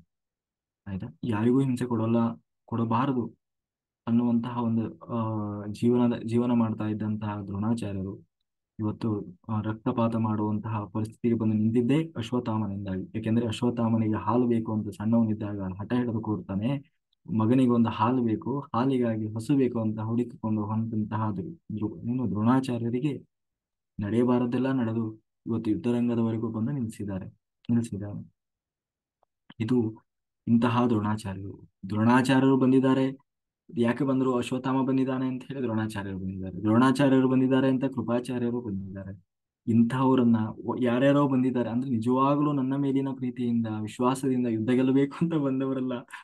ಏನೋ ಮನಸ್ಸಿಲ್ಲದ ಅಯ್ಯೋ ಅವ್ರು ಬಂದಿದಾರಲ್ವಾ, ಇವ್ರು ಬಂದಿದಾರಲ್ವಾ, ಅವ್ರನ್ನಿಗೆಲ್ಲ ಬೇಜಾರ ಮಾಡ್ಲಿಕ್ಕೆ ಆಗೋದಲ್ಲ ಅಂತ ಹೇಳಿ ಅನಿವಾರ್ಯವಾಗಿ ಬಂದು ಸೇರ್ಕೊಂಡಿದ್ದಾರೆ. ನಿಜವಾಗ್ಲೂ ಇವರು ಉತ್ಸಾಹದಿಂದ ಬಂದು ಸೇರಿಕೊಂಡವರಲ್ಲ. ಇನ್ನು ವಿಕರ್ಣ ದುರ್ಯೋಧನನ ಒಬ್ಬ ತಮ್ಮ. ಅಲ್ಲ, 99 ಜನ ಸಹೋದರರಿದ್ದಾರೆ. ಎಲ್ಲರನ್ನೂ ಬಿಟ್ಟು ವಿಕರ್ಣನನ್ನ ಯಾಕೆ ಹೇಳ್ತಾ ಇದ್ದಾನೆ ಅಂತಂದ್ರೆ, ಈ ವಿಕರ್ಣ ಯಾವಾಗ ಈ ದುರ್ಯೋಧನ ದುಶ್ಯಾಸನ ಆ ದ್ರೌಪದಿಯ ವಸ್ತ್ರಾಪರಣ ಮಾಡುವಾಗ ಆ ವಿದುರ ತಾನು ಕೈ ಎತ್ತಿ ಹೇಳ್ತಾ ಇದ್ದ, ಇದು ಅನ್ಯಾಯ, ಇದು ಅಧರ್ಮ, ಈ ಕೆಲಸ ನೀವು ಮಾಡಬಾರ್ದು ಅಂತ ಹೇಳಿ ಏನು ವಿದುರ ತಾನು ಕೂಗಿ ಕೂಗಿ ಸಾರ್ತಾ ಇದ್ರೆ ಅದರಲ್ಲಿ ಪುನಃ ಅವರ ಜೊತೆಗೆ ಧ್ವನಿಗೂಡಿಸಿದವನು ಅಂದ್ರೆ ಈ ವಿಕರ್ಣ. ಅಂದ್ರೆ ನಿಜವಾಗ್ಲೂ ಇವನೊಬ್ಬ ಕೌರವ. ಆದ್ರೆ ಇವನು ಕೂಡ ಇದು ತಪ್ಪು, ಇದು ಅನ್ಯಾಯ ಅಂತ ಹೇಳಿ ಪ್ರತಿಭಟಿಸಿದ್ದ. ಅಷ್ಟಕ್ಕೂ ಇವನೇನು ನಿಜವಾಗ್ಲೂ ಇವನು ಒಳ್ಳೆಯವನಾಗಿದ್ನ ಅಂತ ಅರ್ಥ ಅಲ್ಲ. ಇವನು ಸ್ವಲ್ಪ ಏನಂತೀವಿ, ಏನಾದ್ರೂ ಒಂದು ಸಿಚುವೇಶನ್ ಇದೆ ಅಂತಂದ್ರೆ ಏನಾದ್ರೂ ನನಗೂ ಒಂದ್ ಸ್ವಲ್ಪ ಏನಾದ್ರೂ ಅಡ್ವಾಂಟೇಜ್ ಸಿಗುತ್ತಾ ಅಂತ ನೋಡುವಂತ ಮನುಷ್ಯ. ಯಾರು? ಈ ವಿಕರ್ಣ. ಯಾವಾಗ ಹೆಂಗೆ ಯಾವ ಕಡೆ ಯಾವ ಪಾರ್ಟಿ ಚೇಂಜ್ ಮಾಡ್ತಾನೆ ಗೊತ್ತಿಲ್ಲ ಅಂತಹ ಮನುಷ್ಯ ಈ ವಿಕರ್ಣ. ಇಂತಹ ವಿಕರ್ಣನನ್ನ ಕಟ್ಟಿಕೊಂಡು ನಾವ್ ಏನ್ ಮಾಡೋಣ? ಇನ್ನು ಕರ್ಣ. ಅಲ್ಲ, ಕರ್ಣ ಇದ್ದಾನಲ್ವಾ, ಕರ್ಣ ಏನು ಸಾಮಾನ್ಯ ಪರಾಕ್ರಮಿ ಇಲ್ಲ. ಏನು ಅರ್ಜುನನಿಗೆ ಸರಿ ಸಮಾನನಾದವನು. ಕರ್ಣನನ್ನ ಇಟ್ಕೊಂಡಿದ್ದೇ ಅರ್ಜುನನಿಗೆ ಉತ್ತರ ಕೊಡ್ಲಿಕ್ಕಾಗಿ. ಎರಡನೇದಾಗಿ ಕರ್ಣನ ಸ್ವಾಮಿ ನಿಷ್ಠೆಯ ಬಗ್ಗೆ. ಕರ್ಣ ಒಬ್ಬ ಮಹಾ ದುರಹಂಕಾರಿ. ಇವ ದುರ್ಯೋಧನ ಮಾಡುವಂತಹ ಸಮಸ್ತ ತಪ್ಪುಗಳಿಗೆ, ಅನ್ಯಾಯ ಅಧರ್ಮಗಳಿಗೆ ಬೆನ್ನೆಲುಬಾಗಿ ನಿಂತವನೇ ಕರ್ಣ. ಆದ್ರೆ ಅವನಲ್ಲಿದ್ದ ಒಂದು ದೊಡ್ಡ ಗುಣ ಅಂತಂದ್ರೆ ಸ್ವಾಮಿ ನಿಷ್ಠೆ, ದಾನ ಧರ್ಮ. ಅವನ್ಗೆ ಎಂತಹ ಸ್ವಾಮಿ ನಿಷ್ಠೆ ಅಂತಂದ್ರೆ ಸಾಕ್ಷಾತ್ ಕೃಷ್ಣ ಬಂದು ಕೇಳ್ತಾನೆ, ನೋಡು ನೀನು ಪಾಂಡವರಲ್ಲಿ ಮೊದಲಿಗ. ಅಷ್ಟೇ ಅಲ್ಲ, ಯುದ್ಧ ಗೆದ್ದ ಮೇಲೆ ನಿನಗೆ ಧರ್ಮರಾಜನಿಗೆಲ್ಲ ನಿನ್ನನ್ನೇ ರಾಜನನ್ನಾಗಿ ಮಾಡ್ತೇನೆ. ನೀನು ಯಾಕೆಂದ್ರೆ ನೀನು ಪಾಂಡವರಲ್ಲಿ ಮೊದಲಿಗ, ನೀನು ಪಾಂಡವರ ಪಕ್ಷವನ್ನು ಸೇರು ಬಾ ಅಂತ ಹೇಳಿ ಕರ್ಣನನ್ನ ಕರೀತಾನೆ. ಯಾರು? ಕೃಷ್ಣ ಬಂದು ಕರೀತಾನೆ. ಆದ್ರೆ ಕರ್ಣ ಹೋಗ್ಲಿಲ್ಲ. ಯಾಕೆ? ನಾನು ಸಣ್ಣವನಿದ್ದಾಗ ಇಷ್ಟೆಲ್ಲ ನಾನು ಬೆಳೆದು ನಿಂತಿದ್ದೇನೆ ಅಂತಂದ್ರೆ ಅದಕ್ಕೆ ಕಾರಣನೇ ದುರ್ಯೋಧನ. ಹ್ಮ್ ಆ ಅಂಗದೇಶದ ರಾಜನನ್ನಾಗಿ ಮಾಡಿ ಇವತ್ತು ನನಗೆ ಆ ಇಂಥ ಒಂದು ಸ್ಥಾನಮಾನವನ್ನು ಕೊಟ್ಟು ನನಗೂ ಒಂದು ಬದುಕಿದೆ ಅಂತ ತೋರಿಸಿಕೊಟ್ಟವನೇ ದುರ್ಯೋಧನ. ಅವನ ವಿಶ್ವಾಸಕ್ಕೆ ನಾನು ದ್ರೋಹ ಮಾಡಲಿಕ್ಕೆ ಸಿದ್ಧ ಇಲ್ಲ. ರಣರಂಗದಲ್ಲಿ ಪ್ರಾಣವನ್ನಾದರೂ ಬಿಟ್ಟೇನು ಸ್ವಾಮಿ ನಿಷ್ಠೆಗೆ ದ್ರೋಹ ಮಾಡುಲ್ಲ. ಅಂತಹ ಸ್ವಾಮಿ ನಿಷ್ಠೆಯನ್ನು ತೋರಿಸಿದವನು ಕರ್ಣ. ಅಷ್ಟೇ ಅಲ್ಲ, ಕುಂತಿ ಬರ್ತಾಳೆ, ನೀನು ನನ್ನ ಮಗ ಇದ್ದಿ, ಹೀಗೆಲ್ಲ ನಡೀತು ಅಂತ ಬಂದು ಹೇಳಿದರೂ ಕೂಡ ಕರ್ಣ ದುರ್ಯೋಧನನ ಬಿಟ್ಟು ಹೋಗ್ಲಿಲ್ಲ. ಅಂತಹ ಅಂತಹ ಏನಂತೀವಿ ಆ ಕರ್ಣನನ್ನ ಇವತ್ತು ಈ ತರ ಹೇಳ್ತಾ ಇದ್ದೇನೆ. ಅಯ್ಯೋ, ಇಂಥವ್ರನ್ನೆಲ್ಲ ನಂಬ್ಕೊಂಡು ನಾನು ಯುದ್ಧ ಮಾಡ್ಲಿಕ್ಕೆ ಬಂದಿದ್ದೀನಲ್ಲ ಅಂತ ಯಾಕೆ ಹೇಳ್ತಾ ಇದ್ದಾರೆ ಅಂತಂದ್ರೆ, ಈ ಕರ್ಣನ ಕಥೆ ಏನಾಗಿದೆ ಅಂದ್ರೆ, ಹ್ಮ್ ಆ ಕರ್ಣನ ಕಥೆ ಏನಾಗಿದೆಪ್ಪ ಅಂತಂದ್ರೆ,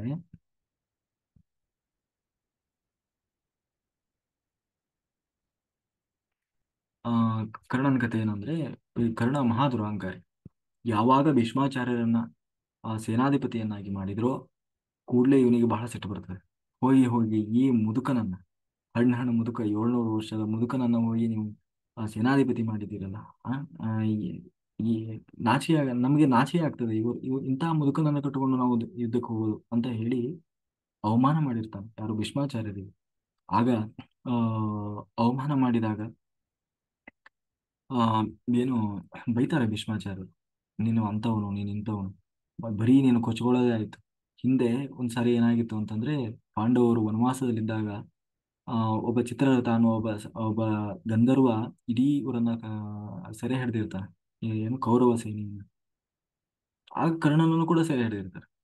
ಜೊತೆಗೆ ಆಮೇಲೆ ದ್ರುಪದನನ್ನ ಹಿಡ್ಕೊಂಡು ಬರ್ತೀನಿ ಅಂತ ಹೇಳಿ ಅಹಂಕಾರದಿಂದ ಹೋಗಿರ್ತಾರೆ. ಅವಾಗ್ಲೂ ಸರಿ ಹೆಂಗಸರು ಮಕ್ಕಳ ಕೈಯಲ್ಲಿ ಹೊಡ್ಸ್ಕೊಂಡ್ ಬಂದಿರ್ತಾರೆ. ಕರ್ಣನನ್ನು ಹೊಡೆದು ಓಡಿಸಿರ್ತಾರೆ. ಅಂದ್ರೆ ಇಂತಹ ನಿನಗೆ ಏನು ಶಕ್ತಿ ಇಲ್ಲ, ನಿನಗೆ ಸಾಮರ್ಥ್ಯ ಇಲ್ಲ, ಸುಮ್ಮನೆ ಕೊಚ್ಕೊಂತ ಇರ್ತಿ, ನಾನು ಹಂಗ್ ಮಾಡ್ಬಿಡ್ತೀನಿ, ಹಿಂಗ್ ಮಾಡ್ಬಿಡ್ತೀನಿ ಅಂತ ಹೇಳಿ ಆ ದುರ್ಯೋಧನಿಗೂ ಬುದ್ಧಿ ಇಲ್ಲ, ಅವನ ಜೊತೆಗೆ ನಿನಗೂ ಬುದ್ಧಿ ಇಲ್ಲ ಅಂತ ಹೇಳಿ ಸರಿ ಬೈದಿರ್ತಾರೆ. ಯಾರು? ದ್ರೋಣಾಚಾರ್ಯರು. ಅಷ್ಟೇ ಅಲ್ಲ, ಶಪಥ ಮಾಡ್ತಾರೆ, ನೋಡು ನೀನು ನನ್ನನ್ನ ಹಣ್ಣು ಹಣ್ಣು ಮುದುಕ ಅಂತ ಹೇಳ್ತಾ ಇದ್ದೀಯಲ್ಲ, ಕೇಳು ನಾನೇ ಹೇಳ್ತೇನೆ, ಪ್ರತಿನಿತ್ಯ 10,000 ಸೈನಿಕರನ್ನು ಸಂಹಾರ ಮಾಡ್ತೇನೆ. ಏನು? ಯುದ್ಧರಂಗದಲ್ಲಿ. ಅಷ್ಟೇ ಅಲ್ಲ, 10 ದಿವಸ 10 ದಿವಸ ಏನು ಯಾರು ಯುದ್ಧವನ್ನ ತಡೆದಿರಬಾರ್ದು. ಅಂದ್ರೆ 10 ದಿವಸವೂ ಕೂಡ ಯುದ್ಧರಂಗವನ್ನ ನಾನೇ ನಿಂತಿರ್ತೀನಿ. ಜೊತೆಗೆ ಏನು ಕೃಷ್ಣ ಶಪಥ ಮಾಡಿದ್ದಾನಲ್ವಾ, ಏನಂತ? ನಾನು ಯುದ್ಧದಲ್ಲಿ ಚಕ್ರವನ್ನ ಪ್ರಯೋಗ ಮಾಡಲ್ಲ ಅಂತ ಅಂತಹ ಕೃಷ್ಣನ ಕೈಯಲ್ಲಿ ಚಕ್ರವನ್ನು ಹಿಡಿಸ್ತೇನೆ ಅಂತ ಶಪಥ ಮಾಡಿದ್ದಾರೆ. ಯಾರು? ಇದೇ ಕಾರಣಕ್ಕೆ. ಯಾರು? ದ್ರೋಣಾಚಾರ್ಯ, ಏನು ಭೀಷ್ಮಾಚಾರ್ಯರು. ಇಷ್ಟೆಲ್ಲ ಆದ್ಮೇಲೆ ಮತ್ತೆ ಕರ್ಣ ಬಿಡ್ತಾನ.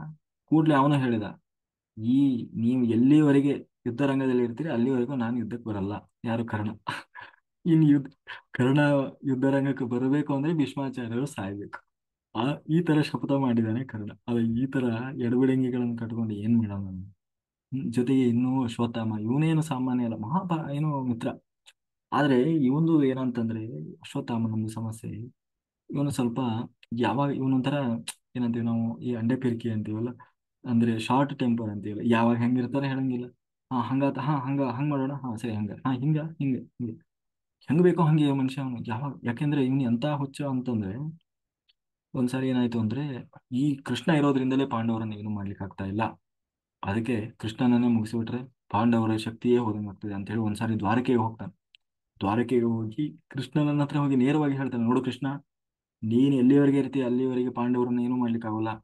ಅದಕ್ಕೆ ನಾನು ಏನ್ ಮಾಡಿದೀನಿ ಅಂತಂದ್ರೆ ನಿನ್ನನ್ನೇ ಮುಗಿಸ್ಬಿಡ್ಬೇಕು, ನಿನ್ನನ್ನು ಸಾಯಿಸ್ಬೇಕು ಅಂತ ಬಂದಿದ್ದೀನಿ.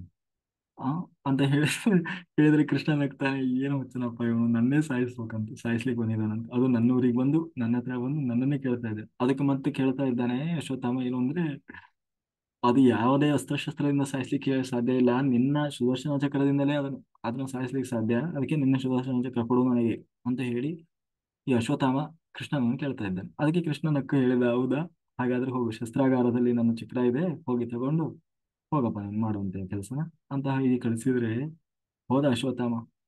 ಶಸ್ತ್ರಾಗಾರಕ್ಕೆ ಹೋಗಿ ಆ ಸುದರ್ಶನ ಚಕ್ರವನ್ನು ತಗೊಂಡು ಬಂದು ಸಾಯಿಸೋ ಮಾತಿರ್ಲಿ, ಅದನ್ನ ಅಲ್ಲಾಡ್ಸ್ಲಿಕ್ಕೆ ಕೂಡ ಆಗಲಿಲ್ಲ.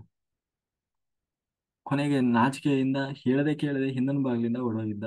ಯಾರು? ಈ ಅಶ್ವತ್ಥಾಮ. ಇಂತಹ ಹುಚ್ಚ. ಅಷ್ಟೇ ಅಲ್ಲ, ಒಂದು ಸಾರಿ ಏನಾಯ್ತು ಅಂದ್ರೆ, ಯುದ್ಧ ಮಾಡುವಾಗ ಆ ಒಂದೇ ಸಾರಿ ನಾರಾಯಣಾಸ್ತ್ರವನ್ನು ಬಿಟ್ಬಿಟ್ಟ. ಯಾಕೆಂದ್ರೆ ನಾರಾಯಣಾಸ್ತ್ರಕ್ಕೆ ಮತ್ತೆ ಎದುರಾದ ಇನ್ನೊಂದು ಅಸ್ತ್ರ ಇಲ್ಲ. ಅಂತಹ ನಾರಾಯಣಾಸ್ತ್ರವನ್ನ ಬಿಟ್ಟರೂ ಕೂಡ ಕೃಷ್ಣ ಏನ್ ಮಾಡಿದ, ಅದನ್ನ ಸೀದಾ ಒಂದು ಹಾರ ಬಂದು ಬೀಳುವ ಹಾಗೆ ಹಾರ ಮಾಡಿಬಿಟ್ಟ. ಅವಾಗ ಬಹಳ ಬೇಜಾರಾಗ್ಬಿಡ್ತು. ಈ ಈ ಕೃಷ್ಣ ಇರುವವರೆಗೆ ಯಾರು ಏನೂ ಮಾಡ್ಲಿಕ್ಕೆ ಸಾಧ್ಯ ಇಲ್ಲ. ಅಷ್ಟಲ್ಲೂ ಒಂದು ಸಾರಿ ಬಾಣದಲ್ಲಿ ಮುಚ್ಚಿಬಿಟ್ಟ. ಅರ್ಜುನನಿಗೆ ಏನೆಲ್ಲ ಏನು ವಿದ್ಯೆಗಳನ್ನ ಹೇಳ್ಕೊಟ್ಟಿದ್ದಾರೆ, ಶಸ್ತ್ರಗಳನ್ನ ಎಲ್ಲವನ್ನು ಕೂಡ ಮಗ ಅನ್ನುವ ಪ್ರೀತಿಯಿಂದ ಅಶ್ವತ್ಥಾಮನಿಗೂ ಕೂಡ ದ್ರೋಣಾಚಾರ್ಯರು ಹೇಳ್ಕೊಟ್ಟಿದ್ದಾರೆ. ಹಾಗಾಗಿ ಅಶ್ವತ್ಥಾಮ ಏನು ಸಾಮಾನ್ಯ ಅಲ್ಲ. ಎಲ್ಲಾ ಅಸ್ತ್ರಶಸ್ತ್ರಗಳನ್ನ ಪ್ರಯೋಗ ಮಾಡಿದ್ರು, ಏನೂ ಮಾಡ್ಲಿಕ್ಕೆ ಆಗ್ತಿಲ್ಲ. ಕೊನೆಗೆ ನಾರಾಯಣಾಸ್ತ್ರವನ್ನು ಬಿಟ್ಟ, ಅದು ಹೋಗಿ ಹಾರವಾಗಿ ಬಿದ್ದುಬಿಡ್ತು. ಇದನ್ನ ನೋಡಿ ಬಹಳ ಸಿಟ್ಟ ನೋಡ್ತವನಿಗೆ. ಎಸ್, ಇದೆಲ್ಲ ಆಗದಲ್ಲ ಹೋಗೋದಲ್ಲ. ಎಲ್ಲಿಯವರೆಗೆ ಯುದ್ಧ ರಂಗದಲ್ಲಿ ಕೃಷ್ಣ ಇರ್ತಾನೆ ಅಲ್ಲಿಯವರೆಗೆ ಈ ಪಾಂಡವರನ್ನು ಯಾರೇನೂ ಮಾಡ್ಲಿಕ್ಕೆ ಆಗೋಲ್ಲ ಅಂತ ಹೇಳಿ ಹೊಂಟು ಹೋಗ್ಬಿಡ್ತಾನು. ಯುದ್ಧನೇ ಬಿಟ್ಟು, ನಾನು ಯುದ್ಧನೂ ಮಾಡಲ್ಲ ಏನು ಮಾಡಲ್ಲ, ಇದೆಲ್ಲ ಸುಮ್ಮನೆ ವೇಸ್ಟ್ ಅಂತ ಹೇಳಿ ಆ ಅಶ್ವತ್ಥಾಮ ಹೊರಟು ಬಿಡ್ತಾನೆ. ಕೊನೆಗೆ ಮತ್ತೆ ವೇದವ್ಯಾಸರು ಕರ್ಕೊಂಡ್ ಬಿಡ್ತಾರೆ, ಏಯ್ ಬಾರಪ್ಪ, ನಿನ್ನಿಂದ ಇನ್ನೂ ಸ್ವಲ್ಪ ಕೆಲಸ ಐತಿ, ಬಾ. ಹಂಗೆಲ್ಲ, ಹೌದಾ, ಹಾ, ಹಂಗೆ ನೀವ್ ಹೇಳ್ತಾ ಇದೀರಿ ಅಂದ್ರೆ ಮತ್ತೆ ಮತ್ತೆ ಬಂದು ಹಂಗೆ. ಇಂಥ ಮನುಷ್ಯ ಈ ಅಶ್ವತ್ಥಾಮ ಯಾವಾಗ ಹೆಂಗೆ ಇರ್ತಾನಂತ ಹೇಳಂಗಿಲ್ಲ. ಇಂಥವ್ರನ್ನೆಲ್ಲ ಕೊಟ್ಕೊಂಡು ಹ್ಮ್ ನಾನು ಯುದ್ಧ ಮಾಡ್ಲಿಕ್ಕೆ ಹೊರಟಿದ್ದೇನೆ ಅಂತ ಹೇಳಿ, ಹ್ಮ್ ಅಷ್ಟೇ ಅಲ್ಲ ಅಂತ ಹೇಳಿ ಮುಂದೆ ಆ ಅವರ ಒಂದು ಶಕ್ತಿ ಆ ಹೇಳ್ತಾ, ಓಕೆ, ಸಮಯ ಆಗಿದೆ. ಇವು ಇನ್ನೊಂದು ಶ್ಲೋಕ ಸಣ್ಣದಿದೆ, ನೋಡೋಣ. ಅನ್ನೇಚ ಬಹವ ಏನು ಬಹವ ಶೂರ ಮದರ್ತೆ ತೆಕ್ತ ಜೀವಿತ ನಾನಾ ಶಸ್ತ್ರ ಪ್ರಹರಣೆ ಸರ್ವೇ ಯುದ್ಧ ವಿಶಾರದಃ. ಹಾಗಂತ ಹೇಳಿ ಇವರೇನು ಸಾಮಾನ್ಯದವರು ಅಂತ ತಿಳ್ಕೊಳ್ಬೇಡಿ ಆಚಾರ್ಯರೇ. ನಮ್ಮವರು ಇದ್ದಾರೆ, ಎಲ್ಲ ದೊಡ್ಡ ದೊಡ್ಡ ಅಸ್ತ್ರಶಸ್ತ್ರಗಳನ್ನ ಏನು ಪ್ರಯೋಗಿಸಬಲ್ಲಂತವ್ರು. ಅಂದ್ರೆ ಒಂದ್ ರೀತಿ ಕೊಂಕು ಮಾತನಾಡೋದು, ಕುಹಕ ಅಂದ್ರೆ ಕುಕ್ಕೋದು ಅಂತೀವಲ್ಲ, ಏನ್ ಸಾಮಾನ್ಯದರಲ್ಲಪ್ಪ ಇವರು, ಎಂತೆಂತ ಅಸ್ತ್ರಶಸ್ತ್ರ ಬಿಡ್ತಾರೆ ಅಂತ ಹೇಳಿ ಈ ತರ ಒಂದ್ ರೀತಿ ಅಪಹಾಸ್ಯ ಮಾಡಿ ನಿಲ್ಬೋದು. ಹಾಗಾಗಿ ಅವನು ಆದೇಶ ಮಾಡಿದ, ಏನಂತಂದ್ರೆ, ಜೊತೆಗೆ ಭೀಷ್ಮಾಚಾರ್ಯರನ್ನ ಸೇನಾಧಿಪತಿ ಮಾಡಿದ್ದಾರಲ್ಲ ಈ ಹಣ್ಣು ಮುದುಕ, ಆ, ಅಂತ ಹೇಳಿ ಒಂದ್ ರೀತಿ ಆ, ಈ ಮುದುಕನನ್ನು ಹುಷಾರಪ್ಪ, ಚೆನ್ನಾಗಿ ನೋಡ್ಕೊಳ್ರಪ್ಪ, ಮತ್ತೆ ಮೊದ್ಲೇ ಹಣ್ಣು ಮುದುಕ ಅಂತ ಹೇಳಿ ನಾವು ಅಪಹಾಸ್ಯ ಮಾಡ್ತೀವಲ್ಲ, ಹಾಗೆ ಆ ಒಂದು ಅರ್ಥದಲ್ಲಿ ಹೇಳ್ತಾ ಇದ್ದಾನೆ. ಅಪರ್ಯಾಪ್ತ ತದಾಸ್ಮಾಕಂ ಬಲಂ ಭೀಷ್ಮಾಭಿರಕ್ಷಿತಂ ಪರ್ಯಾಪ್ತಾಂ ತಿದಾಮೇ ತೇಷಾಂ ಬಲಂ ಭೀಮಾಭಿರಕ್ಷಿತಂ. ಭೀಮ ಆ, ಭೀಮ್ ಭೀಮನಿಂದ ಭೀಮನ ಮುಂದಾಳತ್ವದಲ್ಲಿ ಬಂದಂತ, ನಿಜವಾಗ್ಲೂ ಭೀಮನ ಮುಂದಾಳತ್ವದಲ್ಲಿ ಬಂದಿಲ್ಲ, ಅಲ್ಲಿ ದುಷ್ಟದ್ಯುಮ್ನ ಮುಂದಾಳತ್ವದಲ್ಲಿ ಸೇನೆ ನಿಂತಿದೆ. ಯಾರು? ಪಾಂಡವರ ಸೇನೆ. ಆದ್ರೆ ಭೀಮ ಅಂತ ಯಾಕೆ ಹೇಳ್ತಾ ಇದ್ದಾನಂತಂದ್ರೆ, ಅಜನ್ಮ ಶತ್ರು ಭೀಮ, ಯಾರಿಗೆ? ದುರ್ಯೋಧನನಿಗೆ. ಹಾಗಾಗಿ ಅವನನ್ನ ಹೆಸರು ಹೇಳ್ತಾ, ಅಂತಹ ಸೈನ್ಯ ಎದುರಾಗಿ ನಿಂತಿದೆಯೇ, ನಮ್ಮ ಸೇನಾಧಿಪತಿ ಯಾರು? ಭೀಷ್ಮಾಚಾರ್ಯರು. ಅವರನ್ನ ಸ್ವಲ್ಪ ಚೆನ್ನಾಗಿ ನೋಡ್ಕೊಳ್ರಪ್ಪ, ಸುತ್ತಲೂ ಎಲ್ಲ ಅವರಿಗೆ ರಕ್ಷಣೆ ನಿಂತ್ಕೊಂಡು. ಮೊದಲೇ ತಾ ಮುದುಕ ಬೇರೆ, ಯಾಕಂದ್ರೆ ಸೇನಾಧಿಪತಿ ಸತ್ತ ಅಂದ್ರೆ ಮತ್ತೆ ಇದೇನು, ಅವತ್ತಿನ ಯುದ್ಧದಲ್ಲಿ ಸೋತ ಹಾಗೆ. ಆ, ಹಾಗೆ ಅಂತ ಹೇಳಿ ಕುಹಕದಿಂದ ಅವರನ್ನು ಮಾತನಾಡಿದರು. ಆಗ ಆ ಭೀಷ್ಮಾಚಾರ್ಯರು ಏನು ಮಾಡಿದ್ರು ಅನ್ನೋದನ್ನ ನಾವು ಆ ನಾಳೆ ಸಂಚಿಕೆಯಲ್ಲಿ ನೋಡೋಣ ಅಂತ ಹೇಳ್ತಾರೆ. ಕಾಯೇನ ವಾಚ ಮನಸೇಂದ್ರಿಯೈರ್ವಾ ಬುದ್ಧ್ಯಾತ್ಮನಾವ ಪ್ರಕೃತೆ ಸ್ವಭಾವ ಕರೋಮಿ ಯದ್ಯಸ್ಯ ಪರಸ್ಮೈ ನಾರಾಯಣಾಯತಿ ಸಮರ್ಪಯಾಮಿ. ಸರ್ವಂ ಶ್ರೀಕೃಷ್ಣಾರ್ಪಣಮಸ್ತು. Okay, thank you masters. ಇಲ್ಲಿಯವರೆಗೂ ಯಾರೆಲ್ಲ ಶ್ರದ್ಧೆ ಭಕ್ತಿಯಿಂದ ಕೇಳಿದ್ದೀರಿ, ಎಲ್ಲರಿಗೂ ಕೂಡ ಅನಂತ ಕೋಟಿ ಧನ್ಯವಾದಗಳು. ಅದನ್ನೊಳಗೆ ಕೂತು ಏನೆಲ್ಲ ಭಗವಂತ ನುಡಿಸಿದನೋ ಆ ಅವರೆಲ್ಲರಿಗೂ ಕೂಡ ಧನ್ಯವಾದವನ್ನು ಹೇಳ್ತಾ, ಆ ಇದನ್ನು ಭಗವಂತನಿಗೆ ಸರ್ವ ಸಮರ್ಪಣೆಯನ್ನು ಮಾಡೋಣ ಅಂತ ಹೇಳ್ತಾ, ಮಾಸ್ಟರ್ಸ್, ಇವತ್ತಿನ ಭಗವದ್ಗೀತೆ 1 ಅವರ್ ಆಯಿತು. ಓಕೆ, ಯಾರಿಗೆ ಹೇಗೆ ಅರ್ಥ ಆಯಿತು ಗೊತ್ತಾಗಲಿಲ್ಲ, ಹೇಗೆ ಬಂತು ಅಂತಲೂ ಗೊತ್ತಾಗಲಿಲ್ಲ. ಯಾರಾದರೂ ಹ್ಯಾಂಡ್ ರೈಸ್ ಮಾಡಿ ಮಾತಾಡಿ, ಏನಾದರೂ ಡೌಟ್ಸ್ ಇದ್ದರೆ ಅಥವಾ ನಿಮ್ಮದು ಏನಾದರೂ ಇದಕ್ಕೆ ಆ್ಯಡ್ ಮಾಡೋದು ಅಥವಾ ಏನಾದರೂ ಇದ್ದರೆ ಏನಾದರೂ ಹೇಳಿ. ಓಕೆ, ಇಲ್ಲಾಂದರೆ